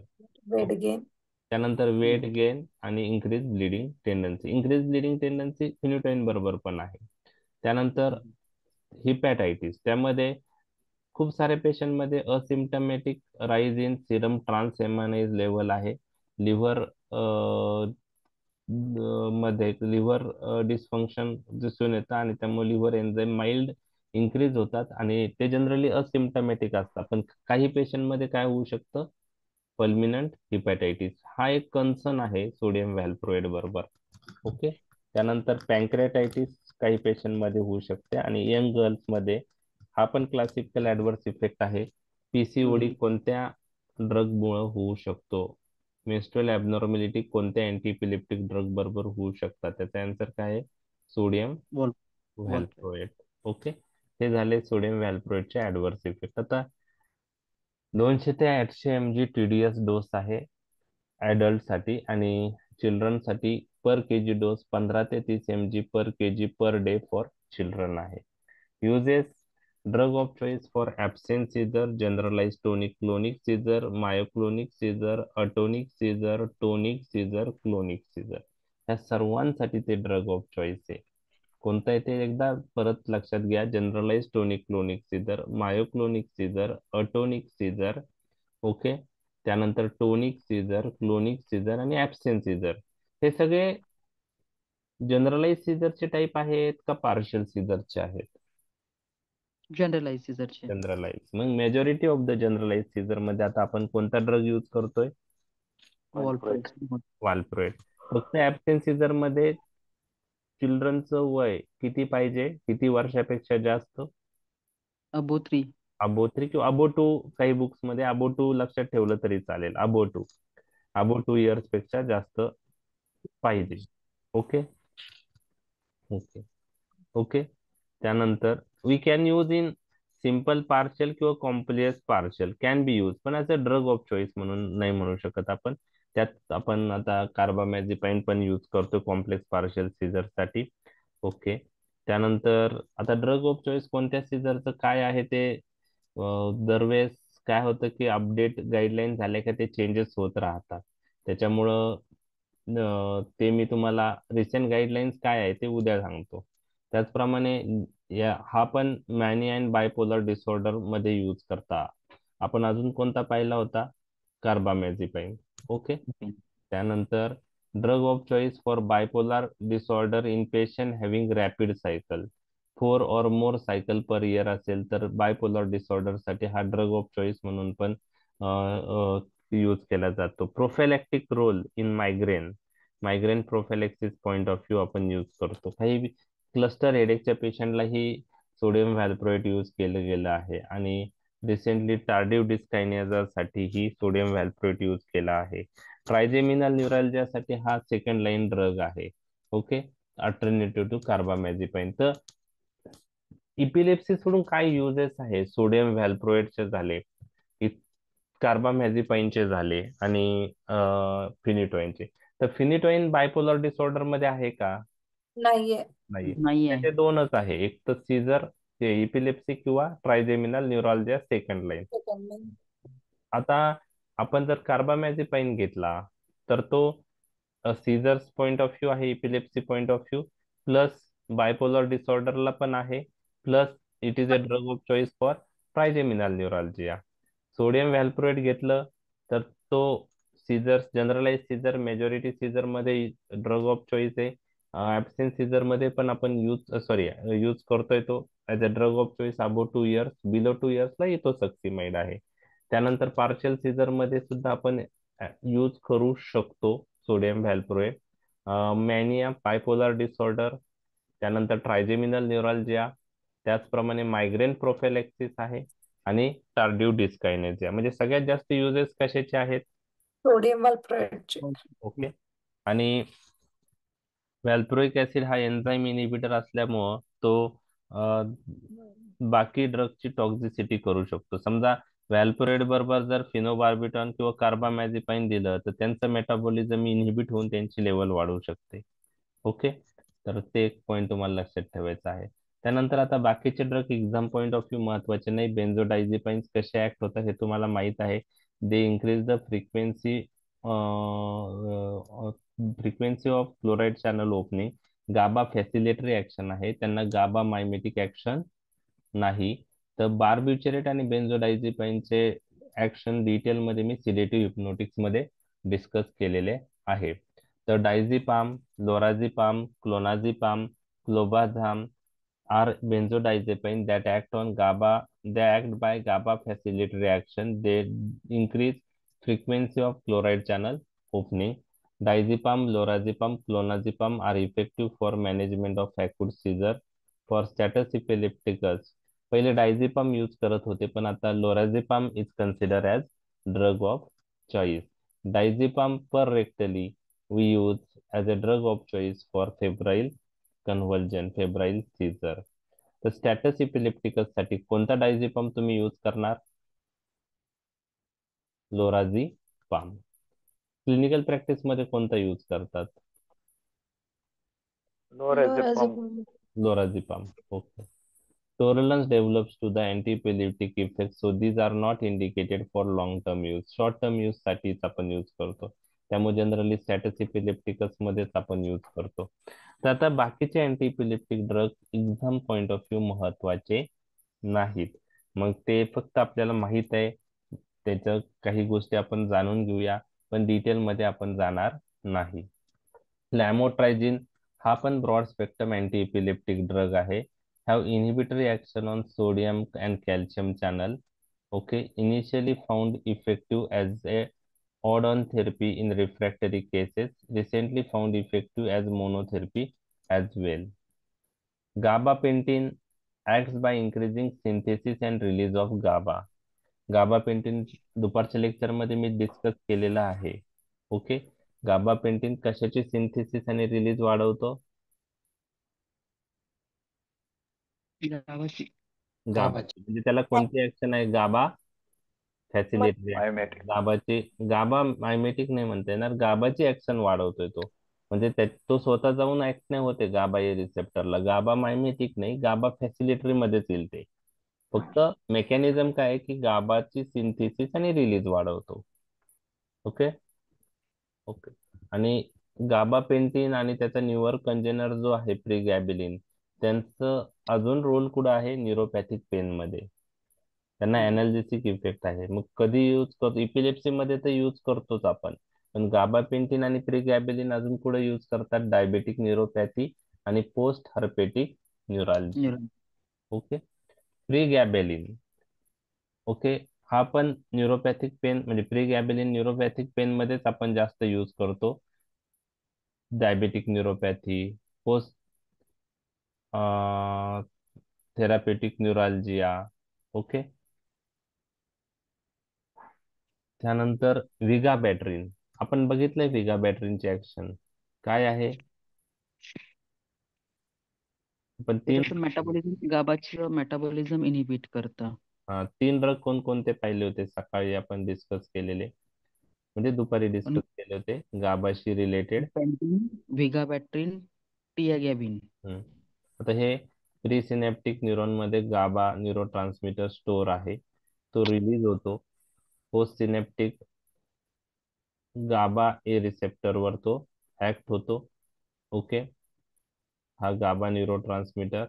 आणि त्यानंतर काही रिसेप्टरवर बाइंड होतो, काही गाबा हा मेटाबोलाइज होतो. त्यासाठी एन्झाईम कोणता आहे? गाबा ट्रान्सअमायनेज. कोणतं? गाबा ट्रान्सअमायनेज. आणि गाबा मेटाबॉलिझम होतं. आणि काही गाबा प्रीसिनॅप्टिक न्यूरॉन मध्ये परत घेतला जातो. कशा through? Transporter through. GABA reuptake परत होतं with the help of GABA transporter. तर एमसीक्यू साठी हे सगळ्या गोष्टी आपण डिस्कस करतोय की कोणता ड्रग गाबाची सिंथेसिस आणि रिलीज वाढवतो. तर ते आपण गाबापेंटिन पाहिलेला आहे. Okay. Gabapentin increases synthesis and release of GABA. Okay. त्यानंतर vigabatrin, how it acts? It is a irreversible inhibitor of GABA transamine. Okay. Okay. Okay. आता कसं लक्षात ठेवायचं हे? गा बॅटरीन ना, स्पेलिंग बघा, विगा हम्म. बॅट्रिन. ओके, तर हे गाबा एक लक्षात ठेवा यातलं. टी टी आर म्हणजे ट्रान्स अमायनेज आणि इन आय एन म्हणजे इनहिबिटर. किंवा असं पण लक्षात ठेवायचं तर व्हिगा बॅटरी मध्ये आय म्हणजे inhibitor, inhibitor of GABA transaminase. Trans Amin. Aminase. नावावरूनच लक्षात ठेवू शकतात तुम्ही. ओके, तर गाबा ट्रान्स अमायनेजला इनहिबिट करतो व्हिगा बॅटरीन आणि त्यामुळं गाबाचं मेटाबॉलिझम काय होतं, इनहिबिट होतं. ओके, पण याच्यामध्ये व्हिगा बॅटरीनचा एक कॅरेक्टरिस्टिक ऍडव्हर्स इफेक्ट आहे. Irreversible visual field defect is the characteristic adverse effect due to retinal atrophy. Okay, irreversible visual Visual. Field defect त्यांनी येऊ शकतात. ओके, रेटायनल ॲट्रोफी झाल्यामुळं, म्हणजे हा इरिव्हर्सिबल व्हिज्युअल फील्ड डिफेक्ट आहे. हे फार इम्पॉर्टंट आहे. आणि टिया गॅबिन काय करतं, गाबा ट्रान्सपोर्टर 1 ला इनहिबिट करतं. म्हणजे गाबाचा रिॲप्टेक काय होईल, Inhibit होईल. ओके. मग टिया गॅबिन मध्ये बघा, टी आय आहे. Okay, tiagabine. Okay, okay, T I म्हणजे transporter inhibitor. Okay, transporter inhibitor. कोणता ट्रान्सपोर्टर, गाबा ट्रान्सपोर्टर. म्हणजे एमसीक्यू आलं तर तुम्हाला त्या गोष्टी क्लिअर झाल्या पाहिजे म्हणून मी तुमच्याशी डिस्कस केलंय. आता बाकी ड्रग विषयी आपण डिटेलमध्ये जाणार नाहीयेत, नाही लक्षात ठेवले तरी चालेल. Topiramate sodium channel inactivation prolong करतं, त्याला गाबा पोटेन्शिएशन ऍक्शन आहे. Antagonism of certain glutamate receptor पण ते करतं आणि neuronal hyperpolarisation through certain potassium channel पण करतं. झोनिसॅमाइडला पण weak carbonic anhydrase inhibitory activity आहे. ते काही अँटीइपिलेप्टिक ऍक्शन साठी उपयुक्त नाहीये. फक्त मेकॅनिझम ऑफ ऍक्शन काय आहे झोनिसॅमाइडची, prolongation of sodium channel inactivation plus suppression of T type calcium channel. तर झोनिसॅमाइड हा न्यूअर ड्रग मधला असा ड्रग आहे तो T type calcium channel inhibit करतो. म्हणजे इथोसक्सिमाइड, सोडियम व्हॅल्प्रोएट आणि तिसरा कोणता आहे, झोनिसॅमाइड. ओके, आता आपण ओव्हरऑल अँटीइपिलेप्टिक ड्रग्स सगळे डिस्कस केलेले आहे. आता काही प्रिन्सिपल्स आहे ट्रीटमेंटसाठी. ट्रीटमेंट अँटीइपिलेप्टिक ड्रग देताना कसं ट्रीट केलं पाहिजे ते मी तुमच्याशी डिस्कस करतो. एक्झाम मध्ये कोणीही याचे प्रिन्सिपल्स तुम्हाला विचारणार नाही, परंतु काही point clinical practice point of view महत्वाचे आहेत ते मी तुमच्याशी डिस्कस करत आहोत. 10 मिनिटं आहेत, आपण चालेल ना घेतलं तर? हो सर. ठीक आहे, आपण कंप्लीट. चालेल सर. ओके, चालेल. ओके. तर हे प्रिन्सिपल्स आणि नंतर स्टॅटस इपिलेप्टिकसची ट्रीटमेंट. तर प्रिन्सिपल्स काय आहे की aim is to prevent all seizure activity at unacceptable level of side effect. आपल्याला सगळ्या सीझर ऍक्टिव्हिटी प्रिव्हेंट करायच्या आहेत. ओके, आणि हे जनरली परत अटॅक येऊ नये म्हणून प्रिव्हेंटिव्ह पॉईंट ऑफ व्ह्यू आपण हे ड्रग यूज करतो. तर कोणता सीझरचा टाईप आहे, त्या पेशंटचं गरज काय आहे, त्यावरून आपण ड्रग सिलेक्ट करणार. एवढे सारे ड्रग्ज आहे, पण ते सिलेक्ट करताना आपल्याला पेशंटची condition plus type of seizure कोणता आहे त्यावरून आपल्याला ड्रग स्टार्ट करायचा आहे. इनिशिएट द ट्रीटमेंट अर्ली, हे फार महत्वाचं आहे. Because each seizure episode increases the propensity to further attack probably by process akin to kindling. आता ते काय आहे त्यात मी डिटेल जाणार नाही, एवढंच लक्षात घ्या. एक अटॅक आल्यानंतर दुसरा अटॅक येण्याचे चान्सेस वाढतात, तो परत तिसरा अटॅक फास्ट येऊ शकतो. म्हणजे हे जर अटॅक इनिशियली आलेले अटॅक आपण सप्रेस नाही केले तर नेक्स्ट अटॅक फास्ट येतात. त्यामुळं ट्रीटमेंट ॲज अर्ली ॲज चालू करणं फार महत्वाचं आहे. ओके, तर आता याच्यामध्ये कशी ट्रीटमेंट स्टार्ट करायची, तर तुम्हाला जो अँटीइपिलेप्टिक ड्रग तुम्ही सिलेक्ट केलेला आहे ते तुम्हाला स्टार्ट करणं गरजेचं आहे. तुम्ही एक थेरॅप्युटिक डोसमध्ये स्टार्ट करणं गरजेचं आहे. त्यानंतर त्याचे इम्प्रुव्हमेंट पेशंटची पाहणं गरजेचं आहे. समजा इम्प्रुव्हमेंट होत असेल तर तो डोस कंटिन्यू करू शकतो. त्याचबरोबर प्लाझ्मा मॉनिटरिंग त्याचं करणं गरजेचं आहे. जसं फिनिटॉइन आहे. म्हणजे का महत्वाचं आहे की फिनिटॉइन बरोबर सर्वात जास्त महत्वाचं आहे, कारण तो mix order kinetic of elimination follow करतो. आणि थेरापिटिक रेंजपेक्षा जर कॉन्सन्ट्रेशन जास्त आलं तर डोस कमी करा. थेरापिटिक रेंजपेक्षा कमी आलं तर डोस वाढवा. तर डोस ऍडजस्टमेंट फिनिटोइनची ही by monitoring plasma therapeutic drug monitoring through plasma concentration monitoring करून आहे. आणि समजा इफेक्ट आला तर आपण ते ड्रग कंटिन्यू करतो काही दिवसांसाठी, आणि जर इफेक्ट नाही आला तर आपण दुसरे ड्रग ट्राय करतो किंवा कॉम्बिनेशन ट्राय करतो. ओके. आणि जेव्हा आपण कॉम्बिनेशन यूज करतो तेव्हा ड्रग इंटरॅक्शनची जे चान्सेस आहेत ते आपण विचारात घेतले पाहिजे. ओके.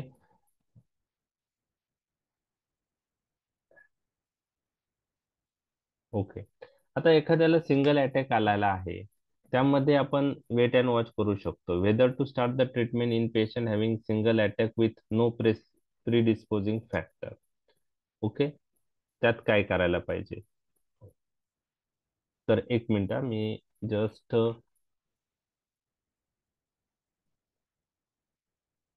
ओके. तर जर एखाद्याला एखादा अटॅक आलेला आहे आणि प्रिडिस्पोजिंग फॅक्टर्स वगैरे नाही, तर आपण वेट अँड वॉच करू शकतो. ओके. सीझर डायरी मेंटेन करायला सांगायची पेशंटला. अटॅक कधी येतो, काय येतात. ओके. थेरपी आपल्याला एकदम सिम्पलिफाईड मध्ये देणं गरजेचं आहे. त्यानंतर ड्रग विड्रॉवल हा ग्रॅज्युअल पाहिजे. म्हणजे जर टॉक्झिसिटी आली तर आपल्याला ड्रग स्टॉप करणं गरजेचं आहे. परंतु अँटीइपिलेप्टिक ड्रग हे आपल्याला प्रोलॉंग थेरपी त्याची गरज असते. ओके. तर काहींना लाईफ लॉंग ट्रीटमेंट असते. काहींना समजा आता इपिलेप्सीवर अँटी इपिलेप्टिक ड्रगवर पेशंट कंट्रोल आहे आणि 3 वर्ष अटॅक नाही आला, त्या पेशंटमध्ये तुम्ही थेरपी स्टॉप करू शकता. परंतु जर परत अटॅक आला तर परत आपल्याला थेरपी रिस्टार्ट करावं लागते. तर ऍटलिस्ट लास्ट अटॅक नंतर 3 वर्ष अटॅक जर नाही आला तर आपण ड्रग स्टॉप करू शकतो. परंतु काही पेशंटला लाईफ लॉंग ही ड्रगची गरज पडू शकते. क्लिनिकल सिनेरिओ कसं आहे, कसं देतात, किती दिवस देतात, काही आहे का त्याचं काही? सेम 3 इयर्स पर्यंत देतो, म्हणजे 3 इयर थांबतो सर आपण अटॅक थांबल्यानंतर पण. अटॅक हा म्हणजे अटॅक थांबल्यानंतर ड्रग कंटिन्यू करतो, आणि 3 वर्ष जर अटॅक फ्री पिरियड असेल तर आपण अँटीइपिलेप्टिक ड्रग स्टॉप करून पाहतो. बरोबर ना? हो sir. Okay. Okay. Okay. Okay. Dose regulation may be facilitated by monitoring steady state. काही जे अँटीइपिलेप्टिक ड्रग जे आहेत त्यांना प्लाझ्मा कॉन्सन्ट्रेशन पाहणं गरजेचं आहे, जसं फिनिटोइन मी तुमच्याशी डिस्कस करेन. आता एखादी फिमेल पेशंट आहे, ती अँटी इपिलेप्टिक ड्रग वर आहे आणि तिला जर इपिलेप्सीचे अटॅक्स डेव्हलप झाले, म्हणजे सॉरी, इपिलेप्सीचे अटॅक्स म्हणजे एक फिमेल पेशंट आहे, तिला इपिलेप्सी डेव्हलप झालेला आहे, अँटी इपिलेप्टिक ड्रग वर आहे ती, आणि ती कन्फ्यूज झाली, तर मग काय करायचं? तर क्लिनिकल सिनेरिओ काय आहे, तुम्ही काय करतात? लिव्हाटिरासिटाम बऱ्याच एएनसी मध्ये चालू आहे, मी स्वतः पाहिलंय, म्हणजे गायनेकोलॉजिस्ट ओके. कंटिन्यू प्रेग्नेन्सी करायची. हा, प्रेग्नन्सी तर आपल्याला कंटिन्यू ते तर आहे. आता पण आता हे पहिला ड्रग असतो ना त्याच्याबरोबर दुसरं सेफोला ऍड ऑन करतात, पण ग्रॅज्युअल विड्रॉ करतात. ओके. आता क्लिनिकल सिनेरिओ न्यूअर ड्रग मध्ये कोणते यूज केले जातात त्याविषयी मला डिटेल माहित नाही, परंतु लेवेट्रासिटाम सेफ आहे ड्युरिंग प्रेग्नेन्सी. लिव्हेटिरासिटाम. ओके, लिव्हेटिरासिटाम आहे ते. तर आता पहिला जो ड्रग मग काय काय पहिला जो ड्रग चालू असतो ना फिमेलला, तो ग्रॅज्युअल विड्रॉ करून हा इंट्रोड्यूस करतात. लिव्हेटिरासिटाम. ओके. आता ऍज पर केडी त्रिपाठी अजून त्याचं काही मेन्शन, म्हणजे केडी त्रिपाठी मध्ये अजून अपडेट आलेले नाहीये. लिव्हेटिरासिटा म्हणजे कसं आहे की क्लिनिकल प्रॅक्टिसचे सिनेरिओ जे असतात ते रिसेंट गाईडलाईन्स वर डिपेंड असतात. तुम्हाला जास्त अपडेटेड गोष्टी माहीत असतात, बुक्स मध्ये येण्यासाठी वेळ लागतो. आता त्रिपाठीत काय मेन्शन केलेलं आहे की एखाद्या फिमेल पेशंट जर अँटी इपिलेप्टिक ड्रग वर आहे आणि ती कन्फ्यूज झाली, तर खूप सारे अँटी इपिलेप्टिक ड्रग टेरॅटिजेनिक आहे, जसं फिनिटोइन आहे, सोडियम व्हॅल्प्रोएट आहे. ओके. आणि त्या म्हणजे कार्बामॅझेपाइन आहे. तर मग हे ड्रगवर पेशंट असेल तर काय करायचं? बरोबर आहे. तर याच्यामध्ये एक आपण करू शकतो की list toxic anti epileptic drug आपण स्टार्ट करू शकतो. ओके, जसं लिव्हेटिरासिटाम तुम्ही म्हणलेलं आहे. आता हे अजून त्रिपाठीत नाहीये, पण जे रिसेंट हे आहेत तुमच्या गाईडलाईन्स त्यामध्ये असेल पण ते, आणि यूज करता आहे प्रेग्नन्सीमध्ये, तुम्ही स्वतः पाहिलेलं आहे. हो तर सर. हा, तर याच्यामध्ये लिस्ट टॉक्सिक ड्रग तुम्ही स्टार्ट करणं गरजेचं आहे. आणि रिस्क कमी होण्यासाठी फॉलिक ऍसिड सेकंड ट्रायमिस्टर मध्ये देणं गरजेचं आहे. आणि काही अँटीपिलेप्टिक ड्रग बरोबर ब्लिडिंग टेंडन्सी आपण पाहिलेली ना, व्हिटॅमिन के ची याच्यामुळं कमतरतेमुळं, तर थर्ड ट्रायमिस्टर मध्ये व्हिटॅमिन के देणं गरजेचं आहे. तर आता लिव्हेटिरासिटाम तुम्ही पाहिले त्याच्याबरोबर, मग त्याला जर टेरेटोजेनिक ऍडव्हर्स इफेक्ट नसेल तर त्याबरोबर फॉलिक ऍसिड दिलं जातं का? क्लिनिकल प्रॅक्टिस मध्ये काय सिनेरिओ आहे? फोलिक ऍसिड असतं सर. फर्स्ट असतं. फर्स्ट ट्रायमेस्टरला सेपरेट असतं, नंतर आयर्न फोलिक ऍसिड असतंच. ओके, ते असतं, पण आता सगळ्याच पेशंटला फॉलिक ऍसिड आपण देतोच का सेकंड ट्रायमिस्टरला? आयर्न आणि फोलिक आयन ऍसिड चालतं. आयनचं आहे, स्टार्टिंग फॉलिक ऍसिड कंपल्सरी देतो आपण सर. बिगिनिंगला देतो, बरोबर आहे. बरोबर हो, आहे. बिगिनिंग देतो आणि बिगिनिंग नंतर मध्ये मग कॅल्शियम. मग नंतर आयर्न कॅल्शियम असतं. तर सेकंड ट्रायमिस्टरला, म्हणजे फर्स्ट ट्रायमिस्टरला फॉलिक ऍसिड असतं असं वाटतं मला. म्हणजे मला आता हो सर. ओबीजीवाय रिलेटेड गाईडलाईन्स, मला म्हणजे आता मला ते डिटेल माहित नाही आता सिनेरिओ. आणि आयर्न आपण सेकंड ट्रायमिस्टरला देतो, पण सेकंड ट्रायमिस्टर मध्ये फॉलिक ऍसिड यूज होतं का हे विचारायचं होतं मला. होतं ना सर. नाही. आयर्न आणि होतं सर. folic acid एकत्रच देतं ना सर. आयर्न आणि फॉलिक 7 मंथ पर्यंत. किती? 7. 7 मंथ पर्यंत ओके. Folic acid. ओके, म्हणजे ऑलरेडी फॉलिक ऍसिड असतंच. म्हणजे फॉलिक ऍसिड काय आहे की आपली जी डेव्हलपमेंट आहे ब्रेनची आणि न्यूरोलॉजिकल, ती व्यवस्थित करतं. त्यामुळं जर हे ड्रग चालू नसेल पेशंटला आणि अँटीइपिलेप्टिक कंटिन्यूच करताय तुम्ही, तर त्यामध्ये अँटीइपिलेप्टिक कंटिन्यू करायचं असं आहे गाईडलाईन्स, तुम्ही स्टॉप नाही करायचं. त्याचं रिझन असं आहे की जर तुम्ही अँटीइपिलेप्टिकची सेफ्टी माहीत नाही आणि मग तुम्हाला यूज करायचं आहे काय नाही, आणि तुम्ही जर यूज नाही केलं तर सेफ्टी पॉइंट ऑफ व्ह्यू, फिटसला प्रॉब्लेम नको. तर ह्या फिमेल पेशंटमध्ये जर ड्रग स्टॉप केलं तर त्या मेल पेशंटमध्ये इपिलिप्सीचे अटॅकची रिस्क काय होते? वाढते. आणि ड्युरिंग अटॅक काय होतं? फिटल सर्क्युलेशन अफेक्ट होतं. आणि फिटलला ब्लड फ्लो व्यवस्थित झाला नाही तर हायपोक्सिया रिलेटेड डॅमेज होतं, and that is more dangerous than this काय म्हणतात ऍडव्हर्स इफेक्ट टेराटोजेनिक. त्यामुळं अँटीइपिलेप्टिक ड्रग फिमेल पेशंटमध्ये, म्हणजे जी प्रेग्नंट आहे आणि तिला ऑलरेडी अँटीइपिलेप्टिक ड्रगवर होती, प्रेग्नंट झाली, तर अँटीइपिलेप्टिक ड्रग आपल्याला कंटिन्यू करणं भाग आहे. तर फक्त एक आहे की लिस्ट टॉक्सिक ड्रग किंवा जो सेफेस्ट ड्रग आहे तो इंट्रोड्यूस करणं गरजेचं आहे. जो टॉक्सिक ड्रग आहे, teratogenic drug, foetus point of view, तर तो अवॉइड करणं गरजेचं आहे. लक्षात आलं? तर तुम्ही सांगताय लिव्हेटिरासिटाम एक सेफ आहे, तर ते यूज केला जातो. ओके.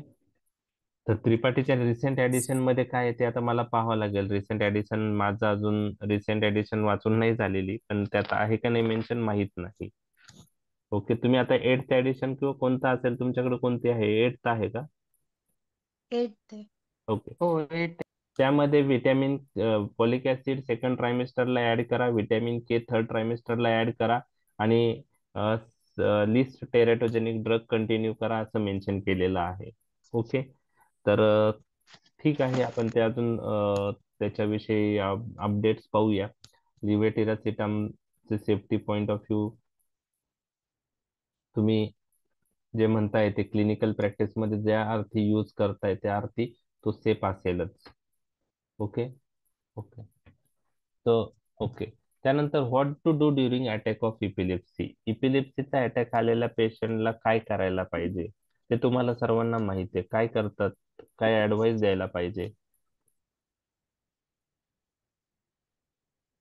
During attack?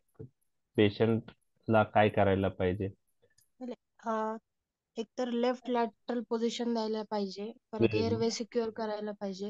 ह्या दोन गोष्टी. Okay. Airways ventilate exposure lorazepam to लोपेज ॲज अर्ली ॲज पॉसिबल द्यायला पाहिजे अटॅक एअरवेज थांबवण्यासाठी. ओके. लोराझेपाम. ओके. तर ड्युरिंग अटॅक आता कसं आहे, पेशंटचा अटॅक जेव्हा येतो त्यावेळेस तो हॉस्पिटलमध्ये तर नसतो, तो घरी असतो. त्यावेळेस त्याला ऍडवाइस एवढा त्याच्या रिलेटिव्हला द्यायचा की समजा पेशंटला अटॅक तुमच्या समोर आला तर पेशंटला एका साईडला झोपवा, लेफ्ट साईडला एका याच्यावर, आणि एअरवे सिक्युअर करायचे, आणि 2 टीथच्या मध्ये काहीतरी आपण ठेवलं पाहिजे, कारण टंग बाईट होऊ शकते कन्व्हर्जन मध्ये. ते एक आहे. आणि एअरवे सिक्युअर राहायला पाहिजे. तर एअरवे सिक्युअर राहण्यासाठी त्या एअरवे सिक्युअर करण्याचा आपण पेशंटला ऍडवाइस करायचं. ओके. तर हे ड्युरिंग अटॅक आहे. लोरॅझेपाम तर पेशंट शेवटी ऍडमिट झाल्यानंतरच तुम्ही स्टार्ट करणार ना, आल्यानंतर. ड्युरिंग अटॅक आपण त्यांच्या रिलेटिव्हला काय ऍडवाइस द्यायला पाहिजे ते आपण डिस्कस केलेलं आहे. तर ते पण त्या गाईडलाईन याच्यात दिलेलं आहे.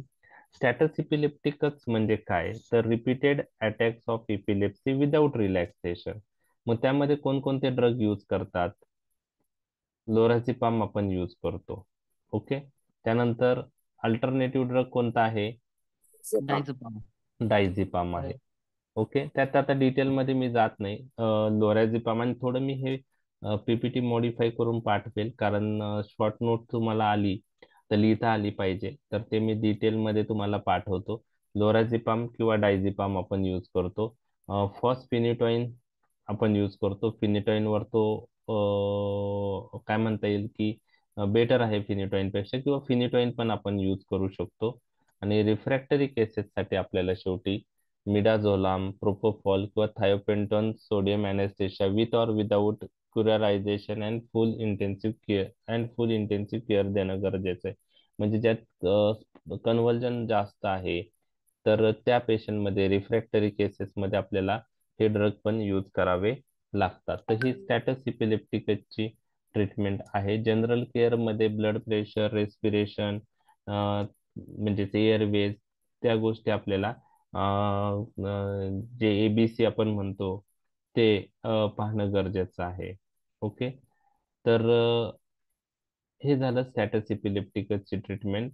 तर स्टॅटस इपिलेप्टिकस मध्ये कसे ट्रीटमेंट दिली जाते डिटेलमध्ये नोट्स मी प्रिपेअर करून तुम्हाला पाठवेल. ओके.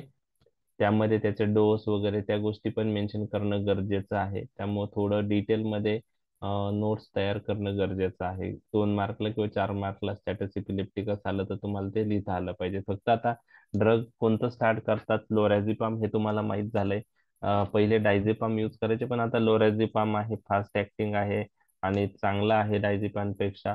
आणि फिनिटॉइन, फर्स्ट फिनिटॉइन मध्ये आपण फर्स्ट फिनिटॉइन चालू करणार, आणि रिफ्रॅक्टरी केसेस मध्ये मग मिडाझोलाम किंवा प्रोपोफॉल किंवा थायोपेंटॉन सोडियम यूज करणार, with or without curarisation. Okay. Curarisation म्हणजे काय? Skeletal muscle relaxant. Okay. D tubocurarine नावाचे जे ग्रुपचे ड्रग आहेत ते आपण यूज करू शकतो. ओके. तर ही झाली स्टॅटस इपिलेप्टिकसची ट्रीटमेंट. तर आपण अँटी इपिलेप्टिक ड्रग डिटेलमध्ये डिस्कस केलेला आहे. Okay. Classification according to the mechanism of action पण मी तुमच्याशी दुपारच्या लेक्चरमध्ये डिस्कस केलेले आहेत, तर त्यात काही आता मी डिटेल जात नाही. आणि लास्ट जे आहे की classification based on clinical use, म्हणजे कोणत्या सीझर मध्ये कोणता ड्रग यूज होतो ते जर विचारलं, classification based on clinical use विचारलं, तर तुम्हाला सीझरचा टाईप द्यायचा आणि कोणते ड्रग यूज करताय. तर हे 4 तुम्हाला पाठ करणं गरजेचं आहे. क्लासिफिकेशन कोणतं येईल सांगता येत नाही, म्हणजे आतापर्यंत एमबीबीएस मध्ये 3 प्रकारचे क्लासिफिकेशन विचारले. तर मग तुम्हाला पार्शियल सीझर्स असतील तर मग कोणते ड्रग यूज होतात, तर कार्बामॅझेपाइन आहे. ओके. लॅमोट्रेजिन, व्हॅल्प्रोएट हे फर्स्ट लाईन ड्रग आहे. सेकंड लाईन ड्रग मी इथं मेन्शन केलेले नाही, आपल्याला फर्स्ट लाईन ड्रग मेन्शन करायचे आहेत. तर कार्बामॅझेपाइन, लॅमोट्रायजिन, व्हॅल्प्रोएट किंवा ऑक्स कार्बाझेपाइन. म्हणजे याच्यामध्ये इथोसक्सिमाइड किंवा फिनिटॉइन मेन्शन केलाय का? नाही. ते सेकंड लाईनशी रिलेटेड येणार, लक्षात घ्या. जे फर्स्ट लाईन मध्ये पार्शियल सीझर असतील, simple partial, complex partial, with और विदाउट जनरलायझेशन, त्यामध्ये कार्बामॅझिपाइन, लॅमोट्रायजिन, व्हॅल्प्रोएट आणि कार्बामॅझिपाइनचा मॉडिफाईड फॉर्म कोणता आहे? ऑक्स कार्बाझिपाइन आहे. जनरलाइज टोनिक क्लोनिक सीझर मध्ये कोणता ड्रग ऑफ चॉईस आहे? व्हॅल्प्रोएट आहे. लॅमोट्रायजिन यूज करू शकतो किंवा कार्बामॅझिपाइन. ऍब्सेंट म्हणजे first choice, first line drug म्हणतोय आपण. फिनिटोइन पण यूज करू शकतो, फक्त सेकंड लाईन आहे. ऍब्सेंट सीझर साठी कोणता ड्रग ऑफ चॉईस आहे? व्हॅल्प्रोएट. अल्टरनेटिव्ह कोणता आहे किंवा बिलो 2 इयर्स कोणता आहे? इथोसक्सिमेट. इथोसक्सिमाइड. मायोक्लोनस अटोनिक सीझर असेल तर फक्त व्हॅल्प्रोएट आहे. म्हणजे मायोक्लोनिक सीझरची ट्रीटमेंट विचारली तर काय? सोडियम व्हॅल्प्रोएट. अटोनिक सीझर विचारली म्हणजे फर्स्ट चॉईस ड्रग विचारतोय बरं का, सांगतोय मी. First choice drug myoclonic seizure valproate, atonic seizure valproate. Okay. Febrile सीझरला आपण डायझेपाम देतो आणि स्टॅटस इपिलेप्टिक असलं लोराझिपाम देतो किंवा अल्टरनेटिव्ह काय आहे? डायझेपाम. ओके. तर हे 4 तुम्हाला करायचं आहे. Classification based on clinical use. Okay. तर ओव्हरऑल आपण अँटीइपिलेप्टिक ड्रग आता डिटेलमध्ये डिस्कस केलेले आहे. ठीक आहे. तुम्हाला जे आता डिफिकल्ट वाटत होतं तर थोडंफार सिम्प्लिफाय करायचं ट्राय केलाय मी. तुम्ही ज्यांनी वाचलेलं असेल त्यांना आता समजला असेल भरपूर असं वाटतं. ठीक आहे. तर समजलंय टॉपिक? हो सर, छान सर